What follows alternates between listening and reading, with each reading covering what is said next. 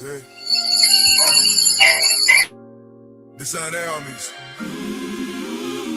This is sound. Get your weight up, put your weight up. Friday can't hit her, but they walk to it like a boss. Keys on his mind. Victor in the still. Wait up. Yeah. Get your weight up. Gotcha. Put your weight on it Friday. Cross on his back, but he ain't back down. Put your weight on it Friday. Crown of thorns, but they still wear the crown. Marking of a cavalry, heavy but steady. Mind of a king, hands already ready. Never thought he won, but it ain't quite. He came for the keys on a Friday night. Get your weight up. Dirty south wind blowing through Jerusalem. Bramble in his walk, ain't no fear consuming him. Them are talking loud, but the lamb ain't listening. Already saw the end, resurrection, vision it. Carrying wood like his light was. Every stripe on his back, made the night her, but he ain't full, ain't break. Every step was a kingdom earthquake. They thought the nails of silence and thought Bray would define, but he's stepping like a general, already out-designed him. Not a Christ spoken, tunnel vision, never hopeless. He ain't dying for attention, he collecting what was stolen. They don't see the bigger picture. They don't know what's at stake. Friday looking like defeat, but Sunday finish shade. Put your weight on it Friday. Cross on his back, but he ain't back down. Put your weight on it Friday. Crown of thorns, but he still wear the crown. Marching up cavalry, heavy but steady. Mind of a king, hands already ready. They thought he won, but it ain't right. He came for the key that Friday night. Get your weight up. Hell going parties, demons celebrating. Beating new the sun, was infiltrating. Walking in the darkness like he on the block. Keys to death and hell, yeah, he came doing life straight soldier. Silent flex, bloodline holder. Divine connect, he ain't loud, but the power loud. Whole earth shook when he bowed. Tone sealed up, stone rolled tight, but the line was resting for a fight. 3 days deep, then the ground cranked. Power stepped out, kingdom intact. Now the keys hanging on his weight line. Victory stamped in the timeline. If you riding with that high side, you better level up your grind. Wait up. He came for the keys.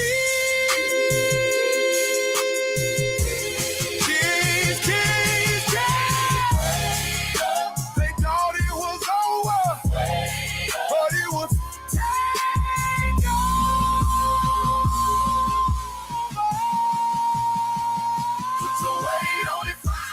Calvary climb, but it still stand tall. Put your weight on it Friday. Hell had a grip, but it lost it all. Marching up steady, mission already. Mind of a king, on his strong ready. Brave pride to close down the line, but he ain't that play on a Friday night.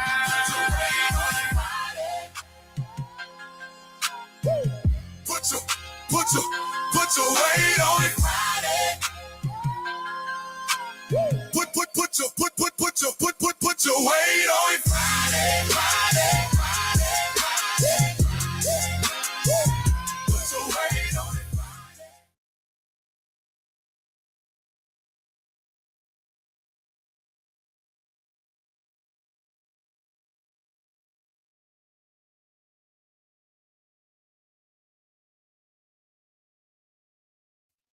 Yes, sir. Yes, sir. Yes, sir. Put your weight on it Friday. We in the building, baby. Now that's what I call an introduction. We in the building. You hear me? We in the building, baby. That's what Yes, I call an sir. introduction. Put your weight on it We. Friday. Put your weight on it Friday. We in the building. All praises to Yahweh. All praises to the Most High God, the God of Abraham, the God of Isaac, and the God of Jacob. It's your brother Stephen Israel. We in the building. Welcome to Put Your Weight on It Friday. What's up, KG? Hey, I feel so good. I'm gonna be on the camera tonight. Oh, That's what I'm talking about. I'll turn the camera on. Oh, praise it, man. Man, let's Man, talk all about that. praise. Let's talk about that intro for a second, man. Brothers and sisters, Brother Jedediah strikes again. Man, he strikes again on He his bro. strikes again. Oh, Man, praise your it, brother man. is fire, man. Yes, sir. Yes, sir. Yeah, that was beautiful. He's fire. Well, man, hey, it's Friday, Mm-hmm. and it's time to put your weight on it. So welcome to Put Your Weight on It Fridays. We are not a hate group. We don't hate anyone because of their race, their religion, or their gender. We are a Bible-based group, and we teach from the 1611 King James Version Bible, including the Apocrypha. So, family, get your pen, get your pencil, get your notepad, get you something to write on. But more than anything, get your sword out. Get your sword out. Let's get ready to break the bread of life. That's right. I'm so excited to be before the people tonight. I'm so excited about the word of the Most High God, Hebrew. I'm excited about the intro. I'm excited about all the new things that the Most High is doing in the ministry. Man, it's a beautiful thing to be a servant of the Most High God, Hebrew. Yes, sir. Yes, sir. His blessings are everlasting. They are continuous. They are forever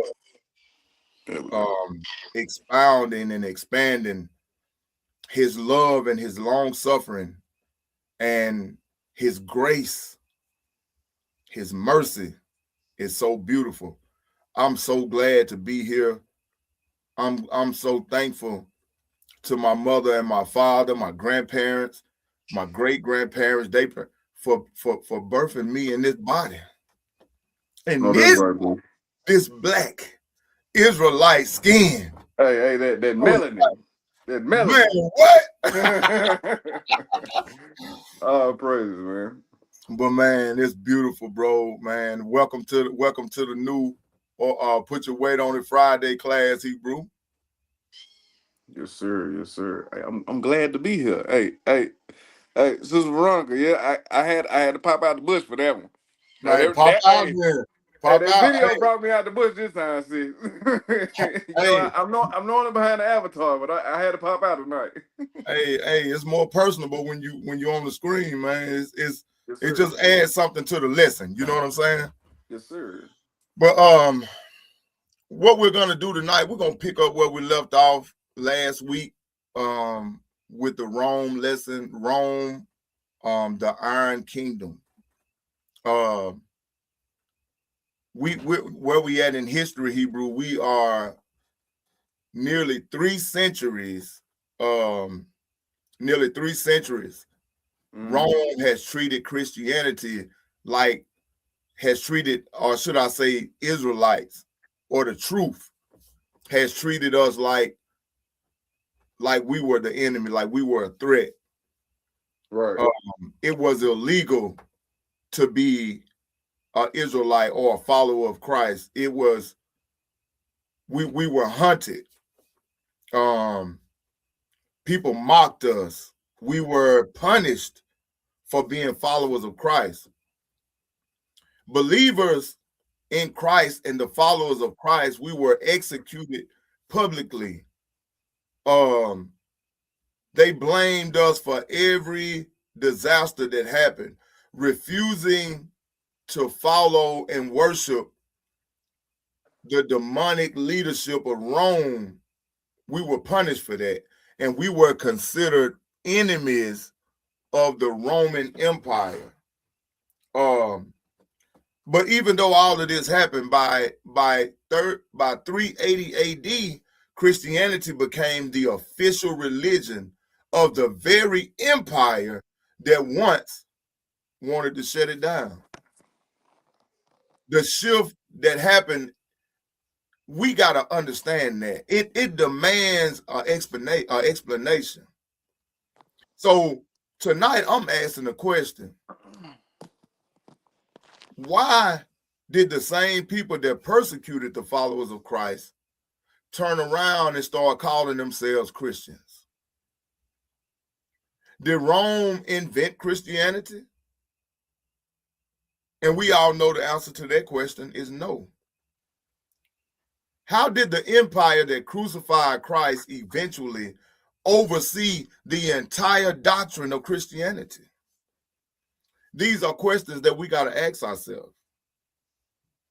Because something dramatic happened between 30 AD, when the crucifixion happened, from 70 AD, when the temple was destroyed, 135 AD, when Judea was renamed, 313 AD, Christianity, or being an Israelite, somehow became the new doctrine. Everybody became so-called Christians. But before the followers of Christ, in the last lesson we did, they were being persecuted. They were being murdered. They murdered the Messiah. That's right. So all of these things happen. All of these things happen. So that's what we're gonna deal with tonight, Hebrew. We're gonna deal with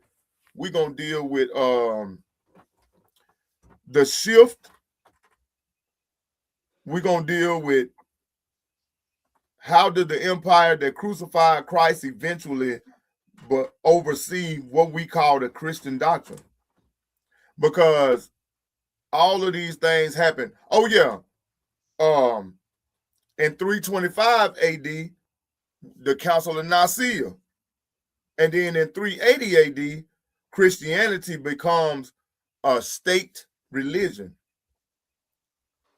And don't get this misconstrued. This is not a theory or conspiracy theory.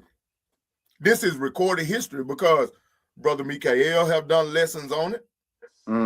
Brother KG have done lessons on it.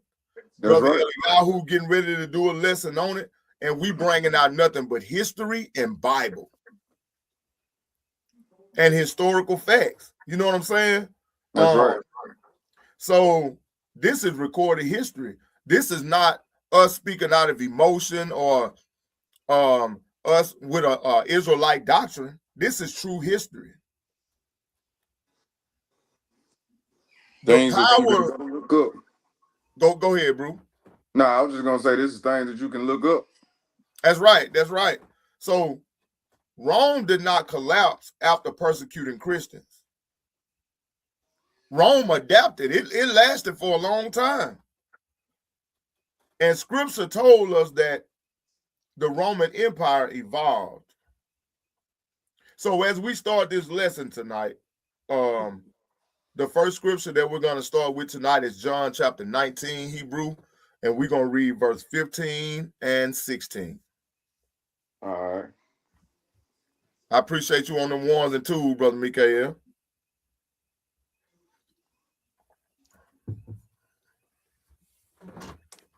John 19.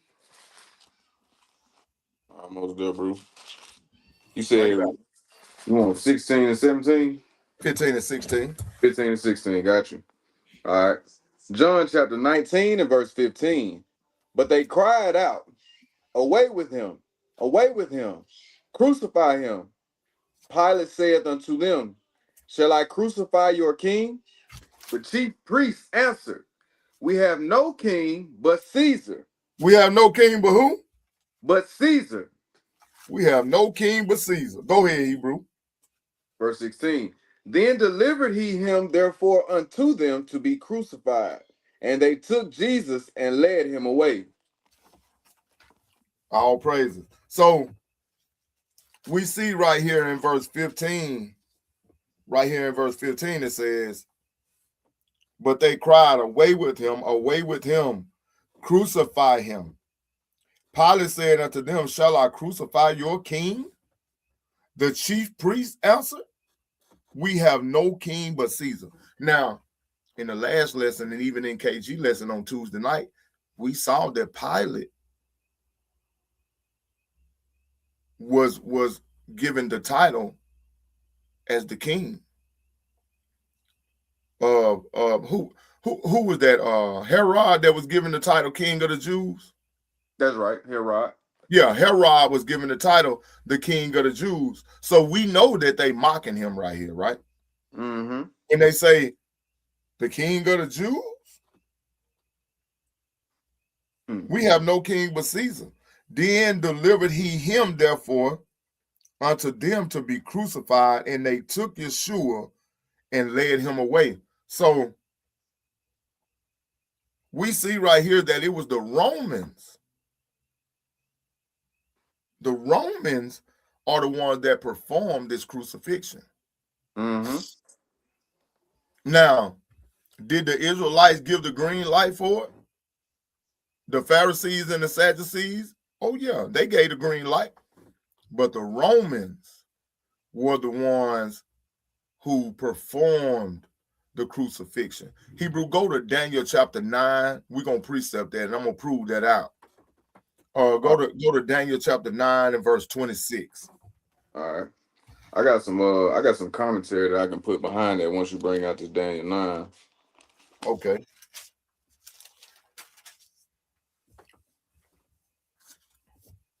Daniel 9, verse 6. 26. 26. All right. Hey, read 26 and 27. All right. Daniel chapter 9 and verse 26. And after 62 weeks shall Messiah be cut off, but not for himself. And the people of the prince that shall come shall destroy the city and the sanctuary. And the end thereof shall be with a flood. And unto the end of war, desolations are determined. Stop right there. All right. Hey, I tell you what, Hebrew, bag up to 25. 25. Start at 25. All right. Daniel chapter 9 and verse 25. Know therefore and understand that from the going forth of the commandment to restore and to build Jerusalem unto the Messiah, the prince shall be 7 weeks and 62 weeks. The street shall be built again, and the wall, even in troublous times.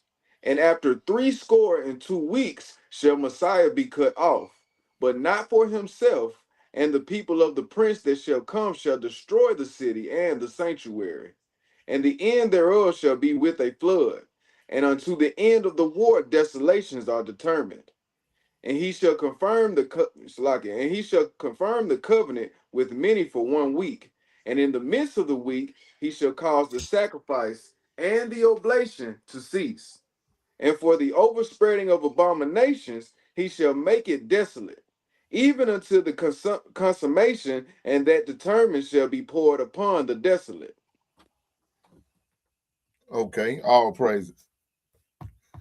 I want to go to that verse 26 right there, and I want to pull this word in the blue letter. Mm-hmm. This word flood. All right. In the blue letter, this word flood, I'm fixing to show y'all something. It says with a flood. In the blue letter, it says effusion, outpouring of rain, of a torrent, an outpouring, rent like a rapid torrent in anger. His end cometh as a flood suddenly, overflowing army. Hold on 1 second. Flood, a deluge, flood, outrageous overpouring, flood, downpour.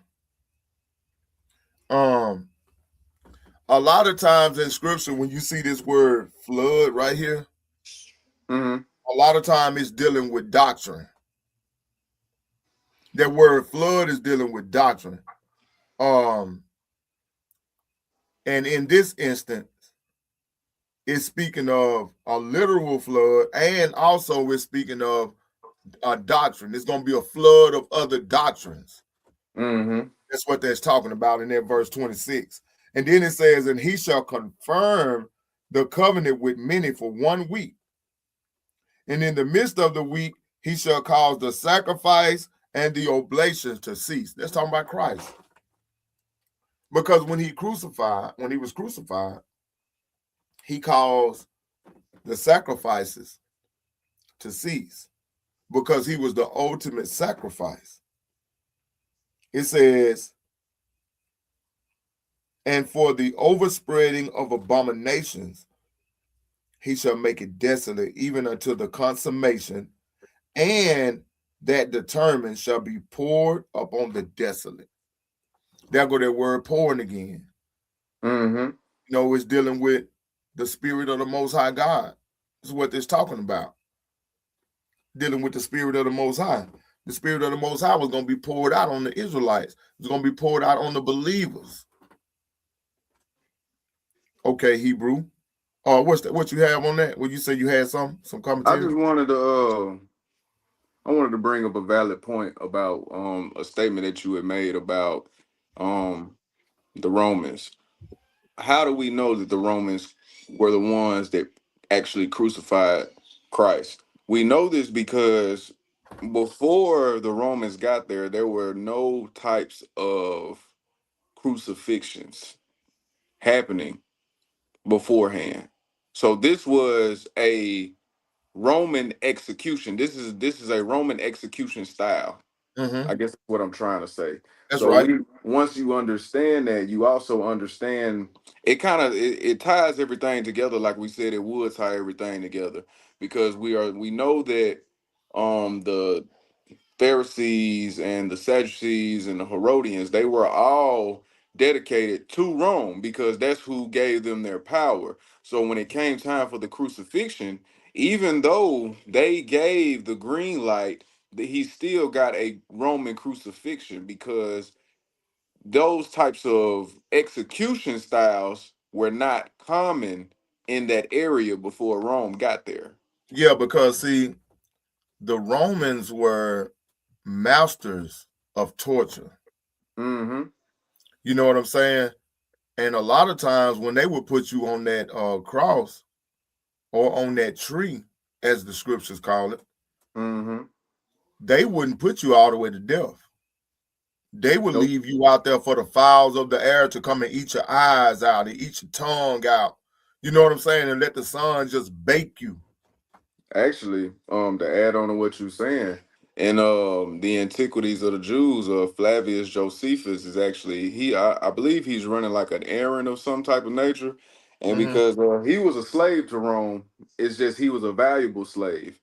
He was able to translate, he was able to interpret for those who didn't know the Hebrew language. But in the midst of him doing one of his duties that day, he ran into some people that he was familiar with, and he begged the person that he was enslaved to put them down, let them go. Now, some of them were still alive and just up there being suffering. Others were just dead, and it was exactly the description in which you gave is exactly how he explains it. You good? Go ahead, Hebrew. Go ahead. Lock it out. Uh, nah, that's all I had for it. Let me see what Okay. sister. All right, Sister Veronica said, right. The crucifixion styles of the Romans were morbid. Yeah, they were very violent, and like and if you didn't die, they would just you. Some people died from just sitting up there dehydrating. Some people died because the fowls would come and eat them. Some people would die because just your bones are being broken in the process. You die from the excruciating pain. So it was a lot of different ways that this happened. Well, as far as like the actual death, there were some people that died instantly, um, but others suffered for long periods of time. The only reason that they let Christ, um, they took Christ down is because it was of the time of the feast. If it wouldn't have been for that, then he actually would have. That's right. That's right, Sister Tanner. Suffocation as well, because certain bones would, like ribs would be broken, lungs would be punctured from different things, far as being nailed up there, or the exhaustion from holding yourself up there. But if it wasn't for the feast, they would have let Christ stay up there longer than what he did. Shalom, brother Cortez. Can you see the screen, Hebrew? Can y'all see that? Yes, sir. Yes, sir. Okay. Can you read that, Hebrew? Let's see. Start right there in the middle, right there, where it says tortures used by ancient Romans. All right, can you blow it up just a little bit? I can read it. I got it right here, bro. Go ahead. It says the Romans, like the Greeks, we talked about that, how they patterned themselves after the Greeks. Right.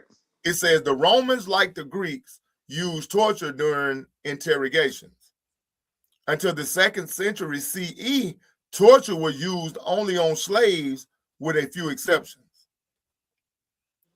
After that period, torture also affected the lower classes, according to Roman law. The testimony of a slave was considered true only under torture. You hear that, bro? That's crazy. That is downright crazy. It was believed that they could not be trusted and had to be deliberately tortured. It is worth nothing that, according to many scholars, torture was an everyday matter for ancient civilizations and was officially included in the legal system of states. You know what this also tells me though, Steph Salaki. The key words that they use in this slave and lower class. And that's what they considered us. Exactly. So what does that say? What does that say about the other two that were crucified with Christ?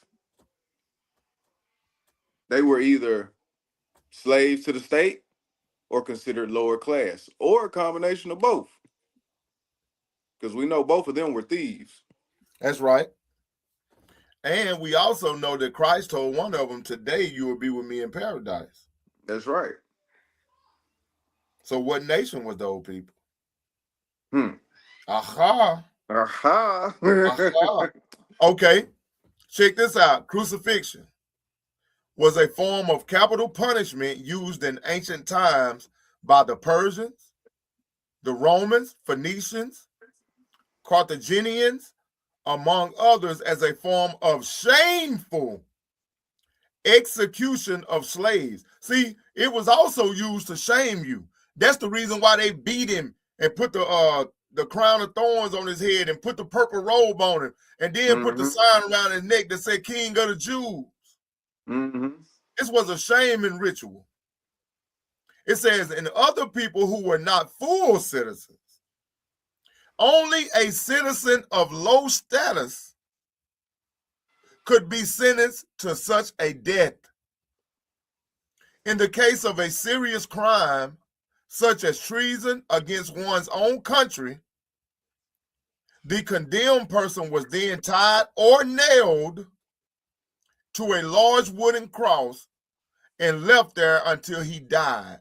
It was an extremely long and painful death. Lucky, go. Can you start back at the top of that paragraph that you just read? If you don't mind. Crucifixion was a form of capital punishment used in ancient times by the Persians, Romans, Phoenicians, and Carthaginians, among others, as a form of shameful execution of slaves, rebels, and other people who were not full citizens. Only a citizen of lower state could be sentenced to such a death. In the case of a serious crime such as treason against one's own country. Stop right there. That reiterates what we just said, which also goes back into all the lessons that we have taught this week. There were, before we got into the truth, we were quick to believe that everybody was together. Everybody was within the same regions, and rightfully so they were. But the thing about it is that even if they were, depending on who you were or where you was from, dictated what kind of punishment you got. It dictated how you were treated. So this only puts emphasis on the fact that there was a type of segregation in the midst of that. Not only just in your everyday social life, but also when it came time for you to have to get punished. Mm-hmm. That's right, bro. That's right. Cortez, you got anything? Shalom, shalom. Hey, wouldn't that be considered as kind of like what they have going on in today's term as the humiliation rituals that they do? I mean, because these are the same people. They just been repackaged and rebranded and renamed. Hey, How they like to shame our people, how they tried to shame Hamashiach. Yep, that's a good point, Hebrew. I mean, just think about it. Yep. Yep. All praise to the Most High. I'm so glad I got my computer, because that right then, that would have knocked me off the lesson. Hallelujah! All praises to the Most High. Praise. Hebrew, go to Acts chapter 4 and read me 24 through 27.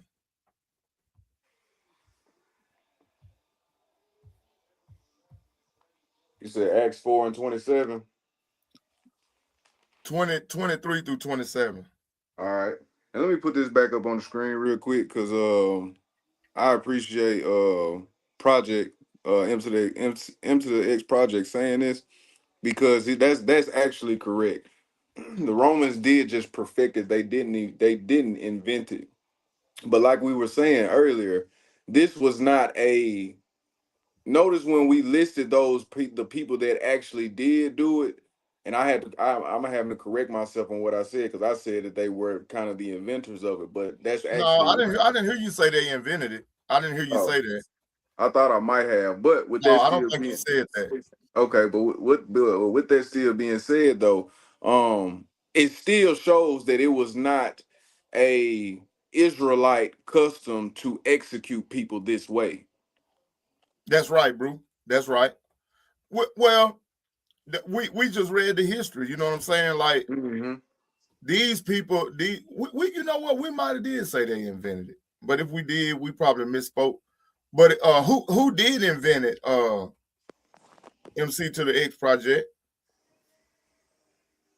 Now that'll actually be that's a good question right there. Who actually was the first to even think of that? Right. I guarantee you one thing. I bet you it was an Edomite. Yeah, more than likely so. More than likely so. But yeah, let's go to that Acts, Hebrew. All right, Acts 4, chapter 20, Acts 4, verse 23. Yeah, start at 23. All right, and being let go, they went to their own company and reported all that the chief priests and elders had said unto them.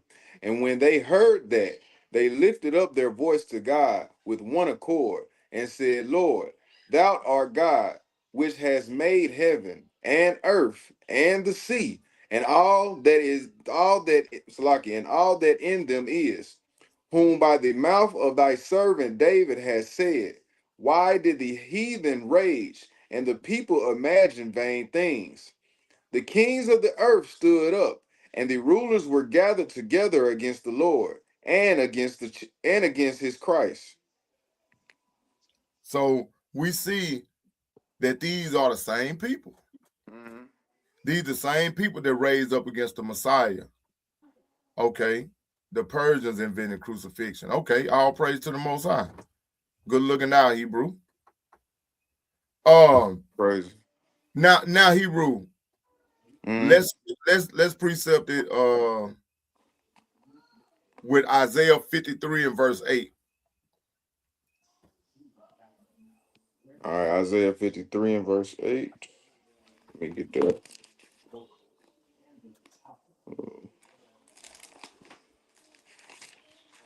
There we go. Almost there, bro. All right. Isaiah chapter 53 and verse 8. He was taken from prison and from judgment. And who shall declare his generation? For he was cut off, he was cut off out of the land of the living. For the transgressions of my people was he stricken. So we see that he was taken from judgment hall to judgment hall. He was beaten, not because of something that he did, Hebrew, but because of our sins. That's right. Because of our filthiness. You know what I'm saying? The Roman state became the instrument of the death of Christ. They were the instrument that was used by the Most High, because this was all done with his permission, because nothing that's ever been done hasn't been done without the permission of the Most High. That's right. So at the permission of the Most High, Rome was used as an instrument to crucify our Messiah so that he could be raised up for the sins of the house of Israel. Go to John 18 and verse 36, Hebrew. All right, 18:36.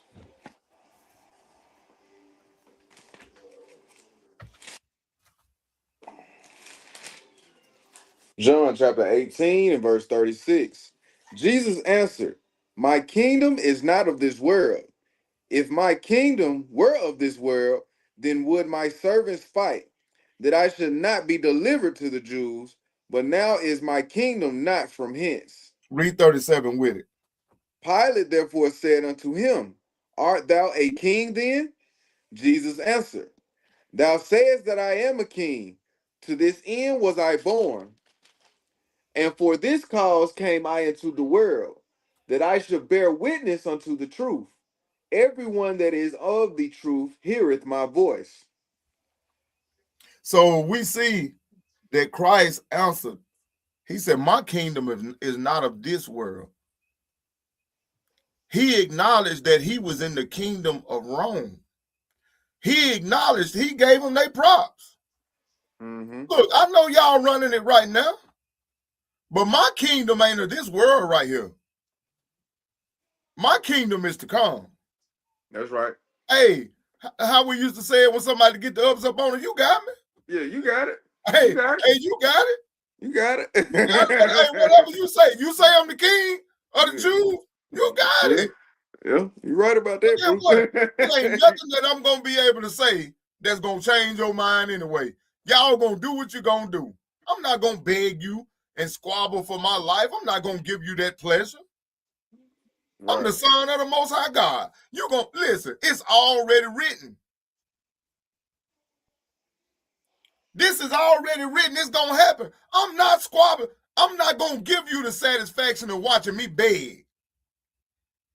I'm not even gonna give you an answer, because what did Pilate say? He said, "We giving you the opportunity to speak." What do you say? It say Christ didn't say a mumbling word. I don't even owe y'all an explanation. Y'all, if I wanted to, I could dispatch angels right now and they'll murk all y'all. But I'm letting y'all do this. I'm allowing y'all to do this here. That's right. Because it gotta happen. So in this instance, Rome is representing the power of the world. This is worldly power that's being displayed here. That's why Christ acknowledged, I'm not of this world. because this is worldly power that's being put on display. It's just like right now, we in this captivity, bro. We ain't got no power. Mm-hmm. You know, we can get up and go to the refrigerator if we want to. You know, we might can get up and go patronize their stores and give them our hard-earned money. We might have a nice car sitting out in the yard. We can go crank it up whenever we get ready. But guess what? When the pandemic hit, you couldn't do it. They wouldn't even let you drive that $60,000 to $70,000 car up and down the road. If you did, you were going to jail. You drove when they told you it was okay to drive because we still in captivity. We still in bondage. That's right. That's right, Auntie. We still in bondage. And that's why the scriptures tell us to walk by faith and not by sight. It tells us that we got to live by the Spirit. Because if you live according to this world and you allow yourself to get caught up in worldly things, man, you will be depressed all the time. You will never have a peace of mind. Worried about what the power that these folks got over you. There ain't nothing you can do about it. And Christ understood the same thing during his time. Y'all brothers got anything before we go to the next section? No, go ahead, Hebrew. Okay, so the next section that we'll be dealing with is 70 AD, when Rome's political dominance came into its fullness. You know what I'm saying?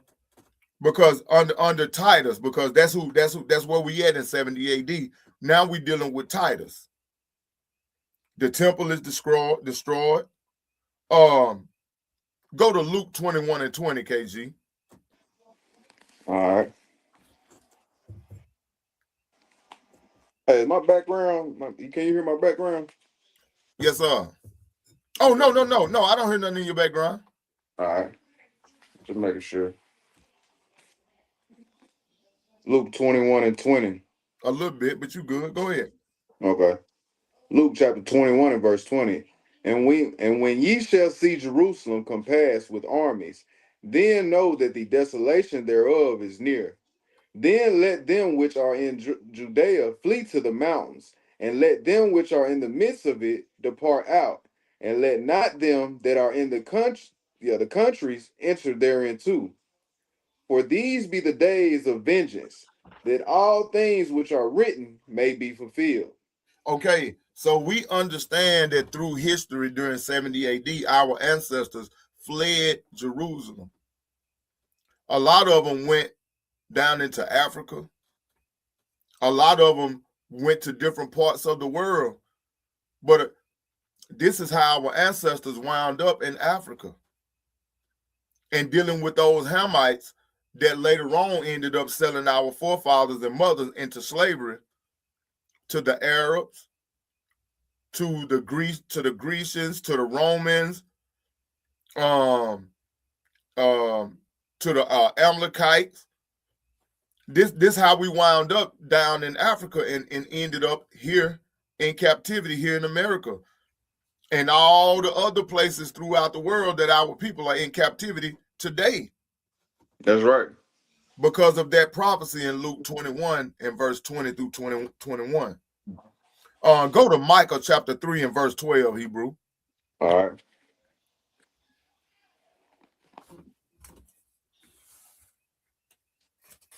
You said 2 and 1?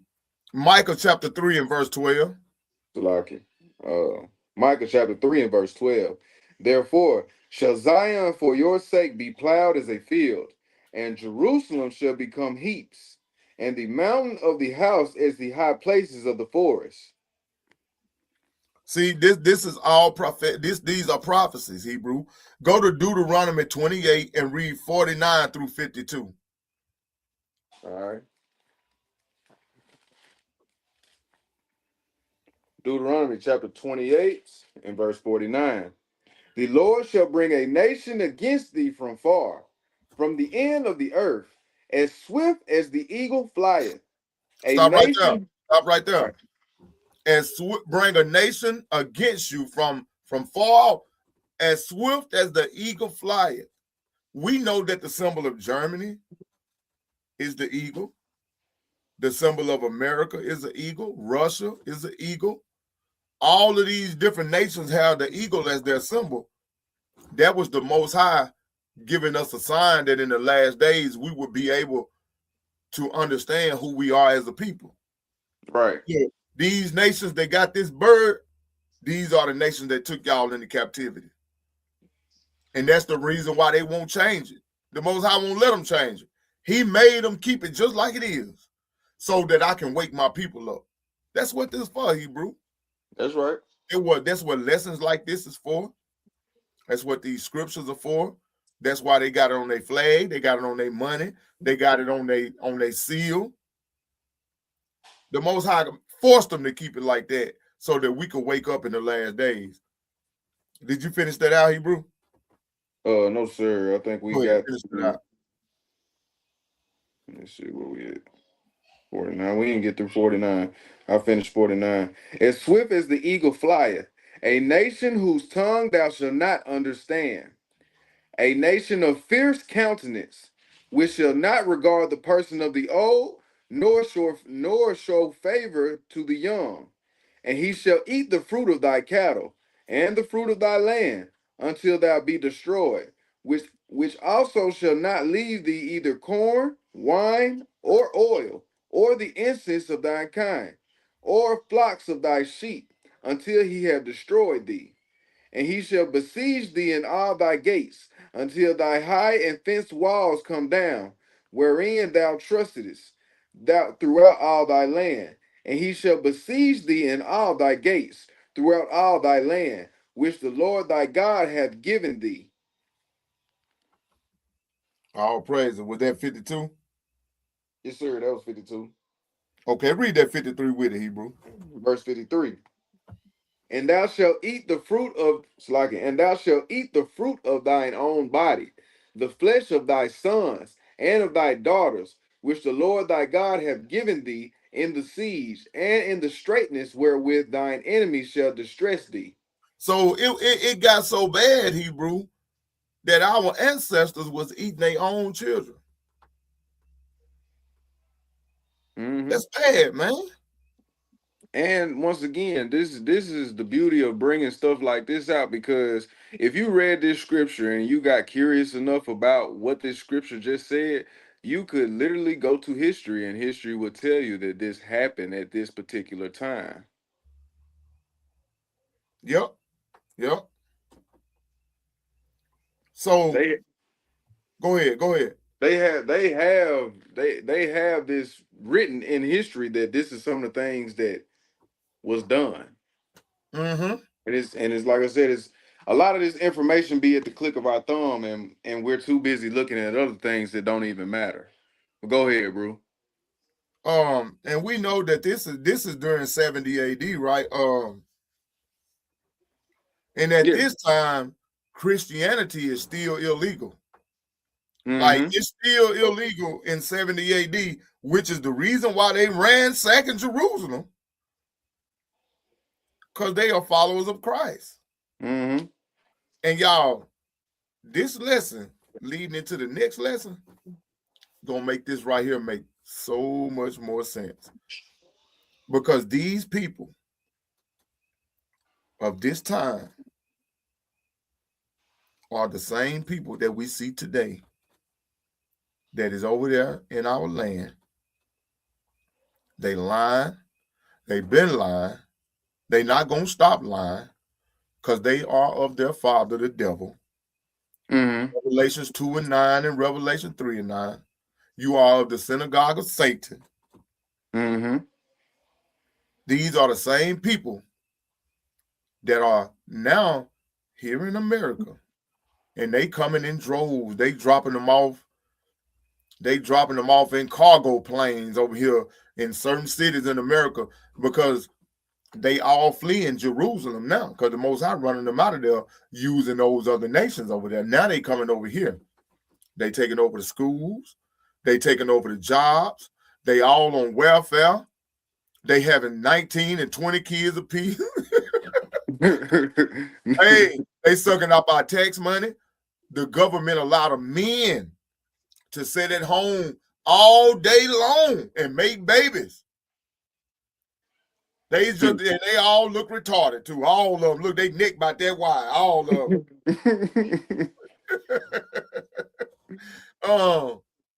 But this is what's going on, bro.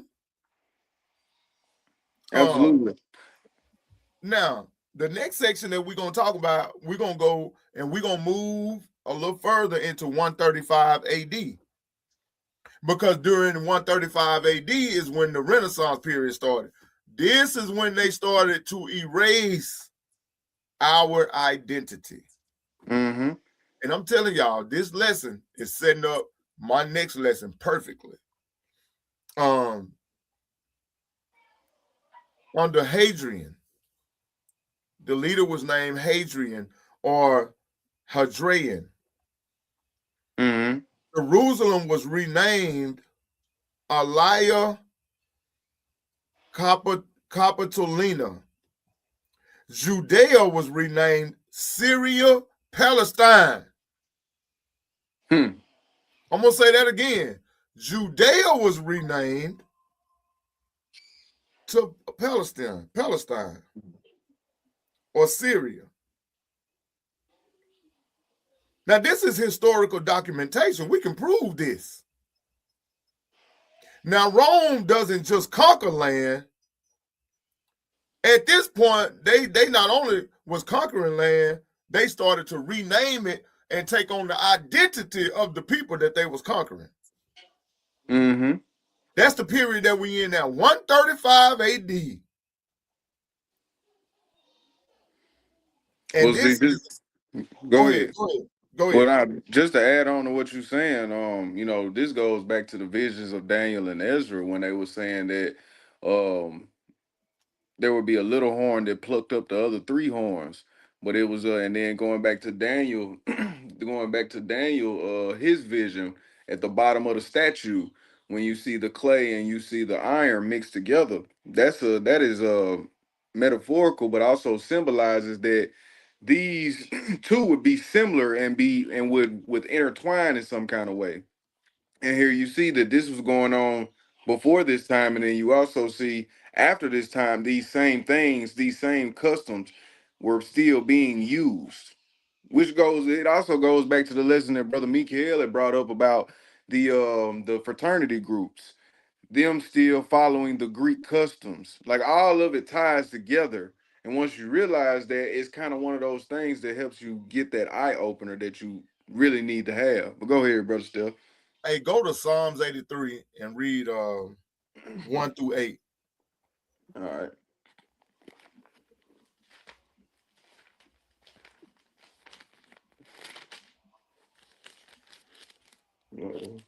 Hey, what was it again?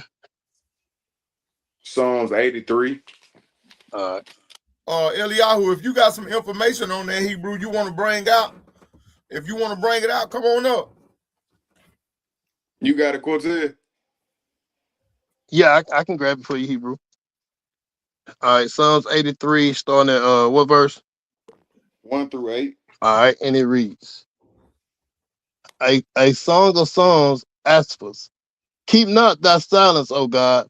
Hold not thy peace, and be not still, O God.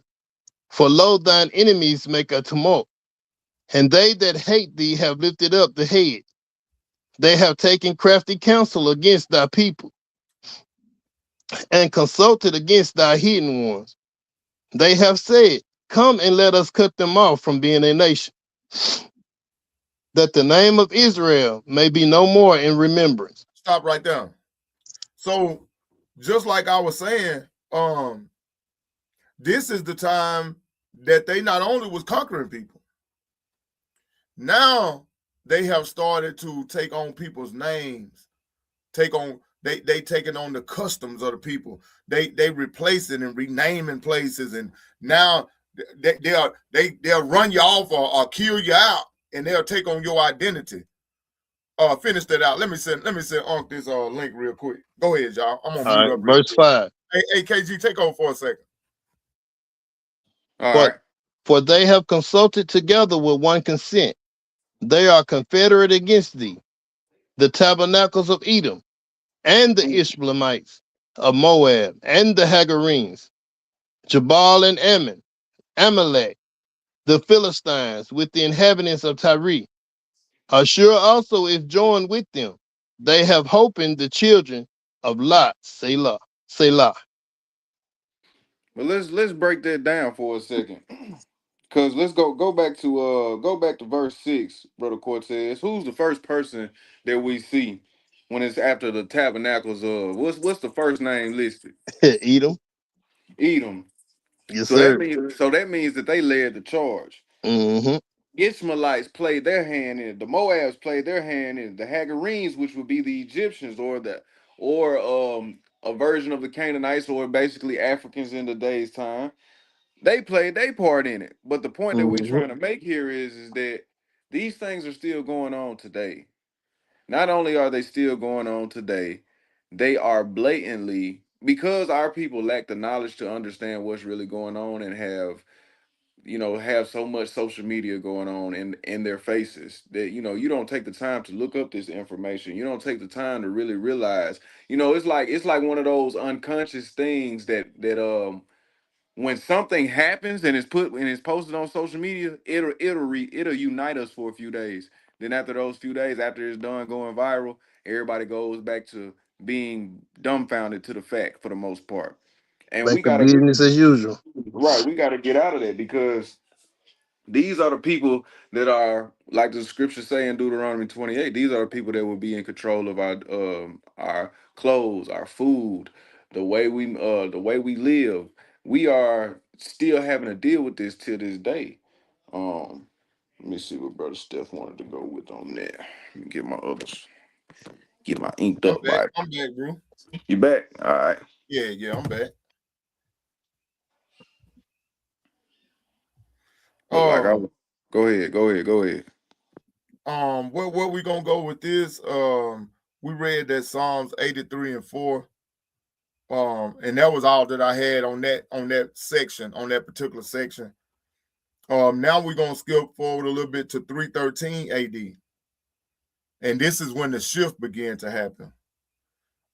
Under Constantine the Great, I'm trying to wait on Unc to come up here before I move forward. I think he has something to say.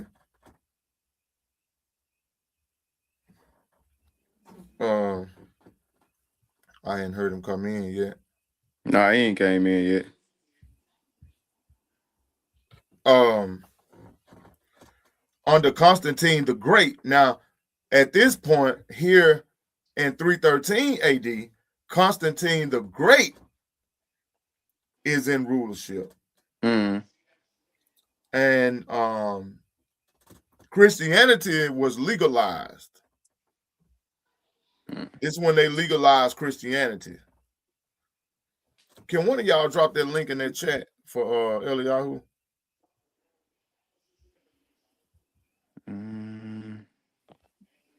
Be honest with you, bro, I don't really know how to do it. I'll see if I can figure it out real quick behind the scenes. Hold No, I on. don't know how to do it. I ain't even gonna lie. Let me see if that went through to him, because I tried to send it to him. Let me see. Yeah, I sent it to him. He should have it. The Edict of Milan is what legalized Christianity. And this is a turning point in history, right? This is a turning point in history. Right. Suddenly, Rome starts to protect the Christians. And why? Because they took on the identity of our people. They was looking the part. That's right. They took on the identity of our people. So now all of a sudden Christianity is the best thing since sliced bread. Mm-hmm. What you also had to keep in consideration of is the fact that let's actually go back to the time when Christ was actually crucified, and the Romans seen the things that they seen after the fact of him giving up the ghost. It was a lot of stories that came behind that. everybody having their own everybody having their own little interpretation or a different version of the story. So by the time, those stories went on, and then this is also after the fact of disciples would later be executed the way that they were executed. So people, even the higher authorities, they seen the power in his name and tried and did what they did. They utilized it for the sake of their agenda. Yep, you're right, Hebrew.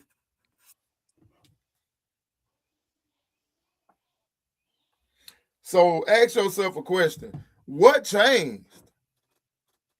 Did the faith change? Or did politics change?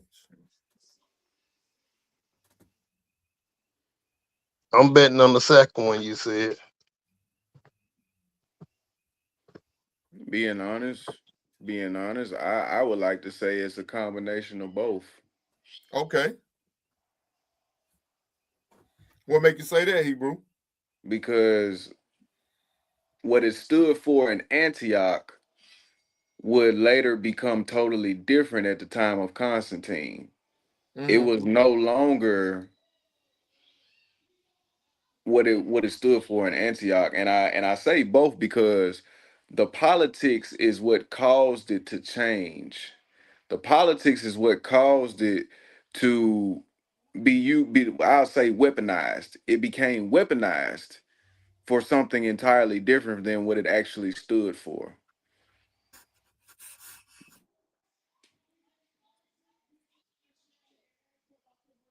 Okay, there go Eliyahu right there. Okay. All praise. That's what I was trying to do. I was trying to get him up here. Shalom, shalom, family, shalom, Most High Christ bless. Most High Christ bless. Welcome to the channel. Welcome to the platform. What you got, All praise, all praise. I was just when you was on certain subject, I was just sending you a little info that I had already looked up. Remember, we talked about it today, and some of the stuff I was just sending you on there. Then I seen, you was talking about the Eagles, and then somebody had mentioned in the chat Russian is the bear, but I just wanted to show them that Russian do have a symbol of a Byzantine eagle that they use. And with the other one, I was just talking about why did Rome change the name to the Aliana Capitolina or something, whatever it's called. Yeah. And they said, I put it in the chat. They said Roman colony named it Aliana Capitolina to the name combined his own family name, Elias, with that of the god Jupiter, Capitolinus, intended to eradicate Jews' ties to the city. So they wanted to completely eradicate any ties of the Jews. They say Jewish here, but Jews to the city. That's why they renamed Jerusalem that name right there, however you pronounce it. And I was just giving the people a little bit more information on it, what you had mentioned. That's all. And see, the reason why Constantine wanted to adopt Christianity was because at that time he needed something to hold his kingdom together. It was falling apart. His kingdom was falling apart. He needed something to hold it together. And what did Christianity have? It had structure. Mm-hmm. You had bishops. You had a moral code, which was the Bible. You had the community's loyalty. They was keeping the commandments. Mm-hmm. So why not take on and steal this identity and then create my own version of it once everybody think that I'm really part of what they part of? Mm-hmm. I'll slowly begin to change it. I'll slowly begin to implement my own rules, like the Talmud. That's right. Now all of a sudden, Christ ain't sitting at the right hand of the Father. Now all of a sudden, Christ is in hell boiling in hot excrement. Mm-hmm. Now all of a sudden, it's okay to eat pork.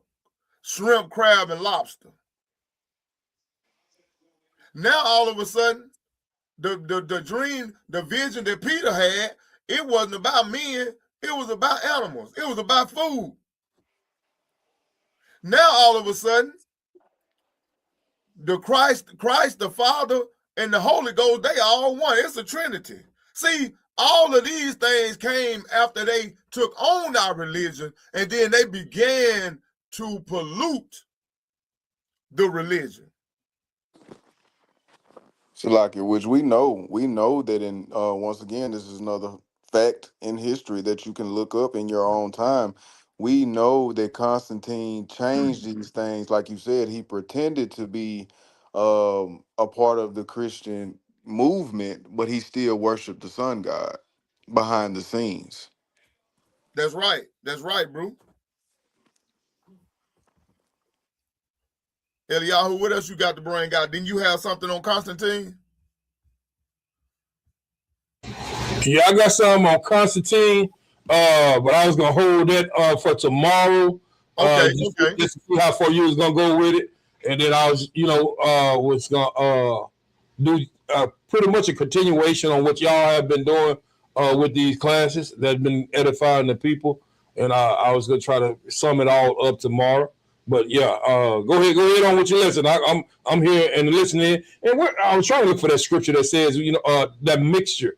Well, what y'all were saying is that everything, the Most High didn't want us mixing fabrics, they want us mixing seed, they want us mixing, mixing our race with somebody else. The Most High didn't want us to do none of those things. So why would he want us, or why would he want his laws, statutes, commandments mixed with these other pagan things that the Romans were bringing around? That's what when y'all was saying they was polluting the faith, or polluting the laws of the Most High. And once you start doing that, you don't know which way to go with it, and you'll start believing anything. And that's exactly was their point. That's what they wanted to do. But go ahead. That's right. That's right. I was looking at this a little bit earlier, and I want to show just a little bit of this, family. It's a lot of good information in here, but you got to eat the fish and spit out the bones. But just listen to a little bit of this, brothers. And if y'all got anything that y'all want to bring out on this video, y'all feel free to bring it out. Fair use. Make sure you're fair use. If anybody can throw that fair use up, throw that fair use up. Yeah, throw that put that up there for me, KG. There you go. 1 second, let me give all the fair uses. This is a fair use, and we're only using it for educational purposes only. Educational purposes only. And I think Brother Yedadiah was trying to get in here as well. And try to break it up a little bit. Try not to let it play constantly all the way through. And I think that's what it, Yeah, that's where they hit you at. Yeah, right. I got you. Eliyahu, can you share that link with Brother Yeti? Yes, sir. Yes, sir.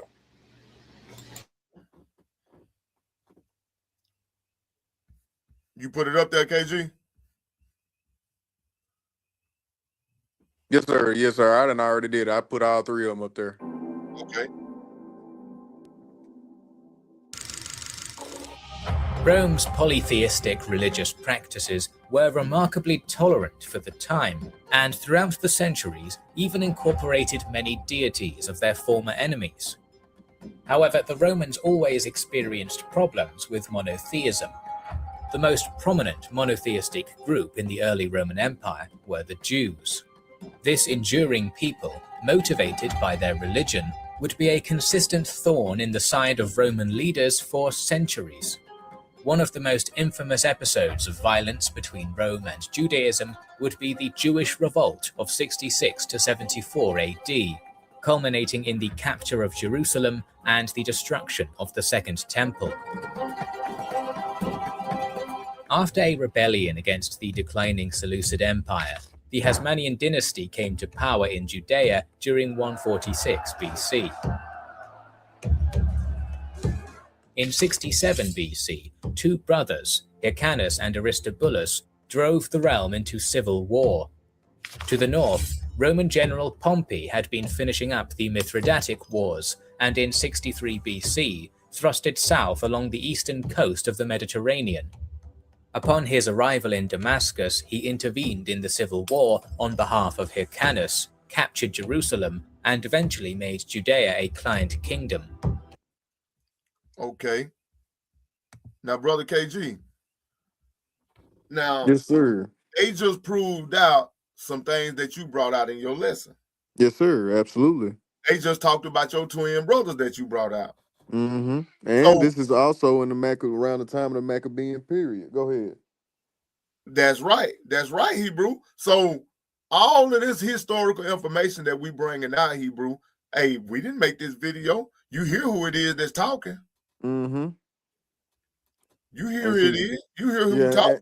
and that's the beauty of bringing videos out like this, because once we bring videos out like this, you can no longer say, "Oh, that's just how y'all feel. Oh, that's just y'all interpretation." No, here go the history to back it up, and I'm not the one reading it. I'm not the one reading it through the video. This is a historian in the video. That's right. That's right, Hebrew. Edomite historian at that. And you better know it. Hey, we didn't say it. Right. All right, hold on. Procurator. Infuriated, Florus executed thousands. When he moved to bring in reinforcements, the Jews began to resist. Overwhelmed by the local population, the Roman soldiers retreated to the citadel, and the Great Jewish Revolt began.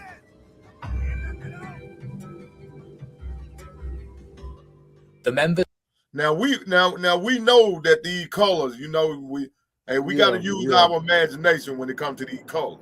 Right. This is not the actual time of when it was happening. They are reenacting what they read in history. That's right. Get that right. That's right. Members of the radical Jewish sect, Sicarii, then marched to the fortress of Masada, where they proceeded to overwhelm and massacre the 700-strong garrison. Meanwhile in Jerusalem, the soldiers who had withdrawn to the palace sued for terms, but were massacred when they tried to surrender their weapons. Hey, now did you see that? Now they tried to surrender their weapons, because this is a part of war. You are supposed to be able to surrender. But they were on a campaign of annihilation. They were on a campaign of genocide. Is this not the same thing that these people doing over there in that land today? Mm-hmm. They don't want you to surrender. They want to annihilate you. They want to wipe you off the face of the earth. That's why they pausing you. That's why they got Planned Parenthood. That's why they got the LGBTQ community in the world today. All of this stuff, the crack cocaine, the methamphetamine, the fentanyl epidemic, all of this stuff is a plot to eradicate the Israelites from the face of the earth. We just read in Psalm 83, 1-8 a while ago. That's right. Let's put them off from being a nation. What y'all got? Y'all got something? Who got something? I got some. Shabbat Shalom. Can y'all hear me all right? Yes, sir. Yes, sir. Yes, sir. Bring it out. Shalom, bro. Shabbat Shalom, everybody. So I want to bring out two things real quickly. Number one, I'm going to go a little bit backwards. Number one, if you look at what happened in Mexico, you will actually start to see how the Most High is starting to uncover a lot of stuff that Esau has been doing in the background. And coming to find out, IDF soldiers were going over there teaching the cartels how to do things. So that's been in the news. It's been quiet because you know who runs the news. But, you're seeing that right now. And what are they doing? They're running children. The cartels are running these children. They're running drugs, all this stuff, and it's aimed at us. Because they're not going to send those drugs over to them other neighborhoods. They're going to send it to ours. They are kidnapping our children. You don't see them kidnapping them other children too much. So that's one thing. The second thing, I want y'all to pay attention to the rhythm of what they're saying with identification of people. Notice that they keep throwing that word Jewish in there when it comes to revolt. It just so happens to be that they keep throwing this stuff during the time of Christ and before Christ when they took out the 400 years between Malachi and Matthew. They starting to switch out names, and that's what y'all are talking about as well. They flipping our identity to their identity, and that's how they're establishing their quote-unquote claim to the land and to the heritage. I digress. Okay, anybody else got anything on that? I know it's a lot of good eating in there now. Hey, I want to, like you said earlier, we went over this Tuesday. I just want the video to bag up because I said fact check me. I said Hold on 1 second. no, you good. Vespasian immediately set off for Judea, taking the overland route over the Hellespont and through the Great Cilician Gates. After reaching the city of Antioch, 2 legions and their associated auxiliary units joined him. Vespasian marched south to Ptolemais, while his son, Titus, was sent to Alexandria in order to take command of another legion and march it north to join the main army. Meanwhile, reinforcements also arrived from the various local allies and clients. In total, the empire mustered around 60,000 troops to crush the revolt. No prisoners were taken, and entire opposition villages were reduced to ash. This proved to be effective, as the 10,000-strong Jewish field army quickly scattered in all directions, seeking haven in the fortified strongpoints.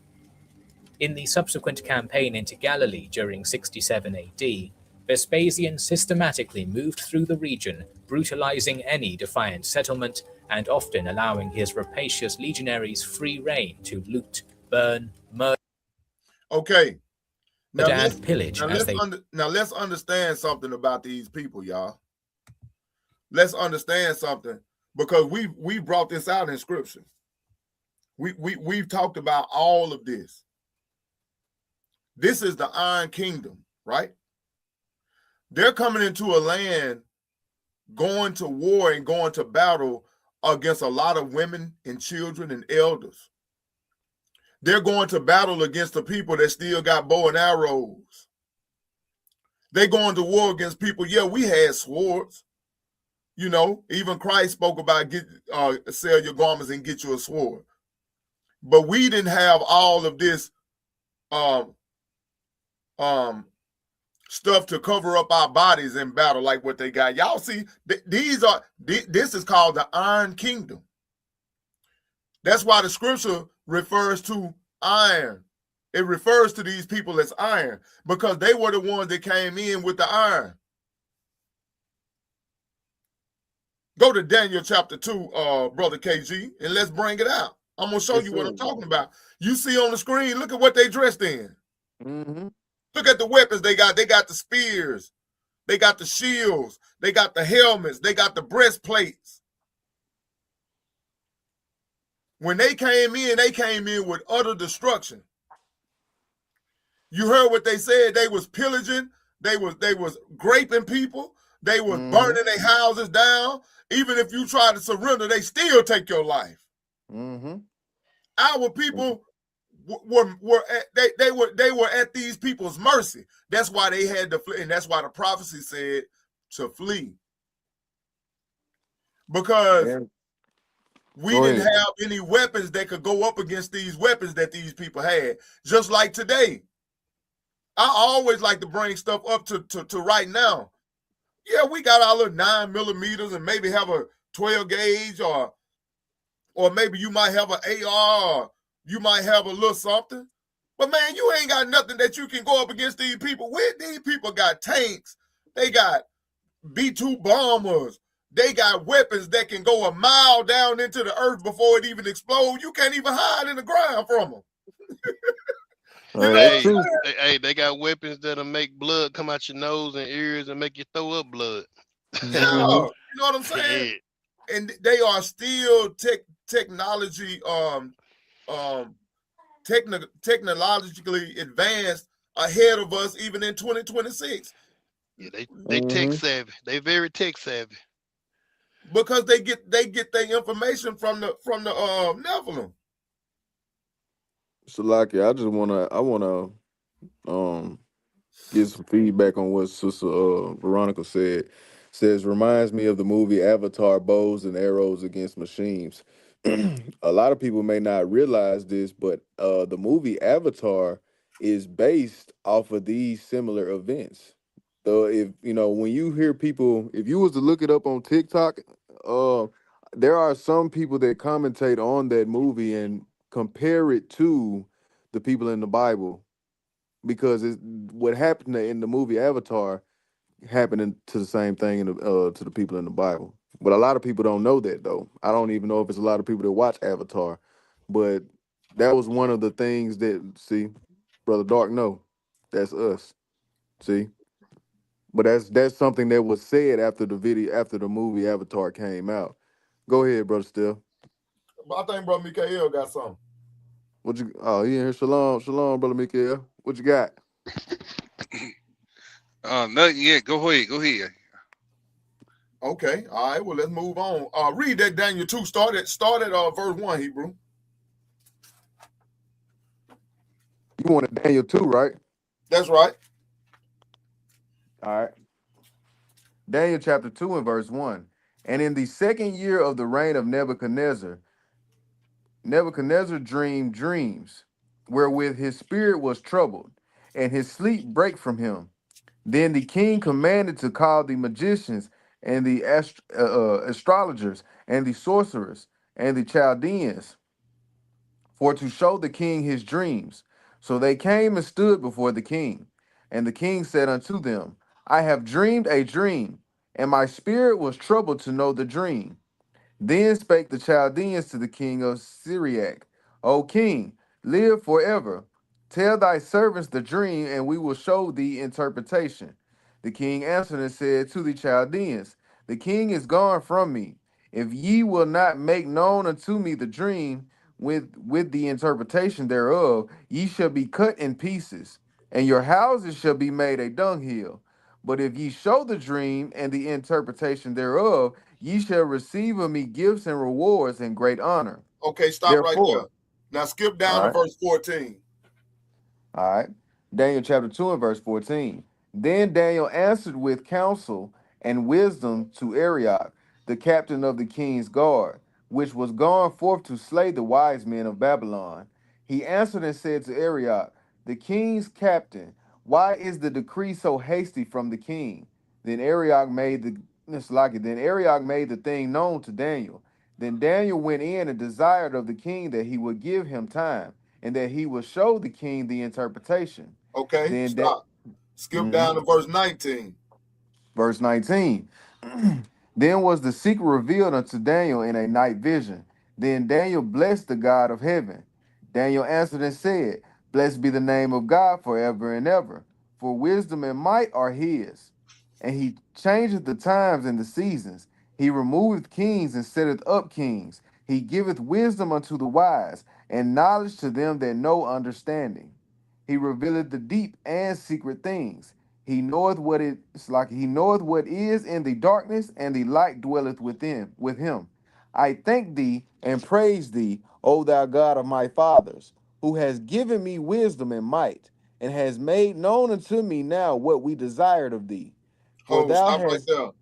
all right. Hey, skip down to verse 25. Daniel chapter 2 and verse 25. Then Arioch brought in Daniel before the king in haste, and said thus unto him, I have found a man of the captives of Judah that Of will make who? known I of have the found a man of captives who? of the captives of Judah Okay. that will make known unto the king the interpretation. The king answered and said to Daniel, whose name was Belshazzar, art thou able to make known unto me the dream which I have seen, and the interpretation thereof? Daniel answered in the presence of the king and said, the secret which the king have demanded cannot the wise men, the astrologers, the magicians, the soothsayers show unto the king. But there is a God in heaven that revealeth secrets, and maketh known to the king Nebuchadnezzar what should be in the latter days. Thy dream and the visions of thy head upon thy bed are these. As for thee, O king, thy thoughts came into thy mind upon thy bed. What should come to pass hereafter? And he that revealeth secrets maketh known to thee what shall come to pass. But as for me, this secret is not revealed to me for any wisdom that I have more than any living, but for their sakes that shall make known the interpretation to the king, and that thou mightest know, Slaki, and that thou mightest know that the thoughts of thy heart. Let me see, 31. Thou, O king, sawest, and behold, a great image. This great image, whose brightness was excellent, stood before thee, and the form thereof was terrible. This image's head was of fine gold, his breast and his arms of silver, his belly and his thighs of brass, his legs of iron, his feet part of iron and part of clay. Thou sawest till that a stone was cut out without hands, which smote the image upon his feet that were of iron and clay, and brake them to pieces. Then was the iron, the clay, the brass, and the silver, and the gold broken to pieces together, and became like the chaff of the summer threshing floors. And the wind carried them away, that no place was found for them. And the stone that smote the image became a great mountain, and filled the whole earth. You want me to keep going, bro? Yeah. All right, verse 36. This is the dream, and we will tell the interpretation thereof before the king. Thou, O king, art a king of kings, for the God of heaven have given thee a kingdom, power and strength and glory. And wheresoever the children of men dwell, the beasts of the field and the fowls of the heaven hath he given into thine hand, and have made thee ruler over them all. Thou art this head of gold. And after thee shall arise another kingdom, inferior to thee, and another third kingdom of brass, which shall bear rule over all the earth. And the fourth kingdom shall be strong as iron, for as much as iron breaketh in pieces and subdueth all things. And as iron that breaketh all these, shall it break in pieces and bruise. And whereas thou sawest the feet and toes, part You can of potter's clay. All right. go ahead. Finish that verse. Finish 41. All right. Part of potter's clay and part of iron. The kingdom shall be divided, but there shall be in it of the strength of the iron, for as much as thou sawest the iron mixed with miry clay. So this is the Iron Kingdom in the prophecy of Daniel. This is the Roman kingdom. This is what the lesson is about tonight. This is the kingdom that Daniel, Belshazzar, the prophet of the Most High God, gave the prophecy to the king. Now, when you see all of this wickedness that's going on in the earth today, these are the same people. Ain't nothing changed. They the same people. It's Rome. They're in rulership today. They move the same way. They don't have any new tricks. It's the same thing. Y'all brothers got anything on that?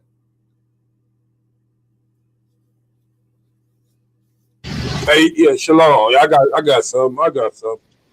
You and it's one of the you did this. I did a class a while back about the Pharisees, and they talked about within that class they talked about the times, the prehistoric times, which we consider the Stone Age. You got the bronze or the brass ages of time, and then what you're speaking about now is the Iron Age of time, and they're showing you that this is the last one. All of those was mingled together. Then you're showing that these things gonna be broken apart as if they were not before.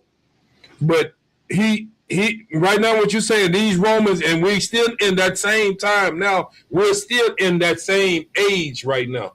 That's right, because you had the Babylonians. They fell. That was Mm-hmm. the first one that Daniel prophesied about. Then you had Persia. They fell. And Eliyahu, this is nothing but our captivity. Over and over. Show them what These are our captivities that Daniel is prophesying about. These are the captivities of the Israelites. That's right. Then you had Greece. Greece fell. And then you have Rome, which is the same one that we are under right now today. right now, the same Babylonian time.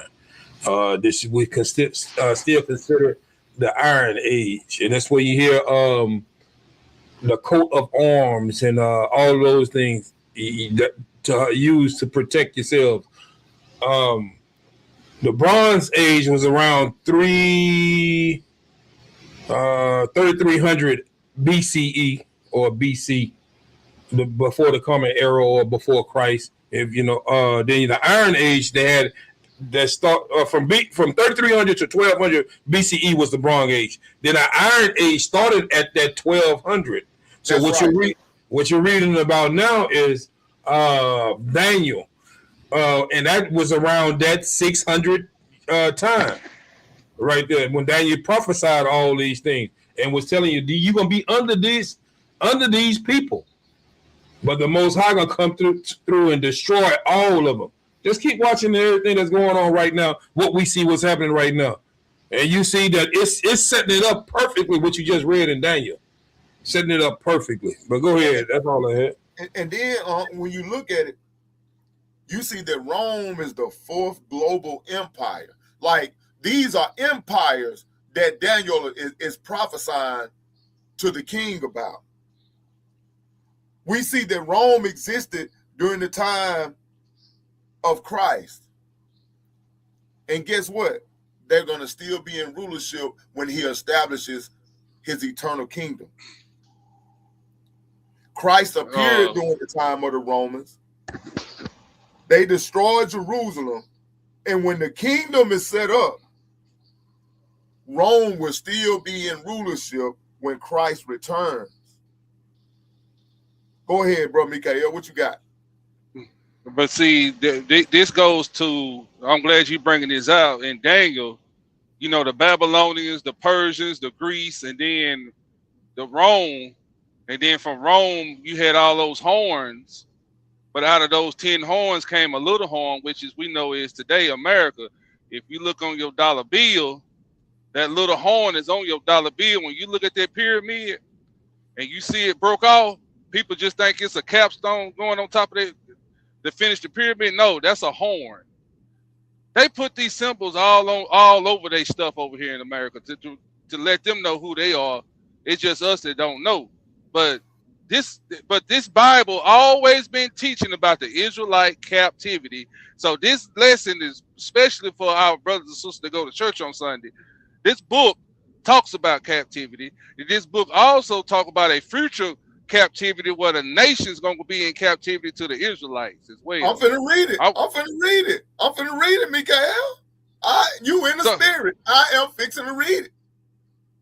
All right, hold on. Then Brother Dart put in there. Brother Dart put in there. It seems like a repeated cycle. Ring. It is it's a ring. So you go to Second Esdras 5:46. You ain't got to bring it out. It's Second Esdras 5:46, Brother Dart T. It said that. Well, somebody bring it out for me. I'm driving. Somebody bring it out for me. Second Esdras 5:46. Hold on. Second Esdras 5:46. Yeah. Mm-hmm. All right, and it reads. Hold on. All right.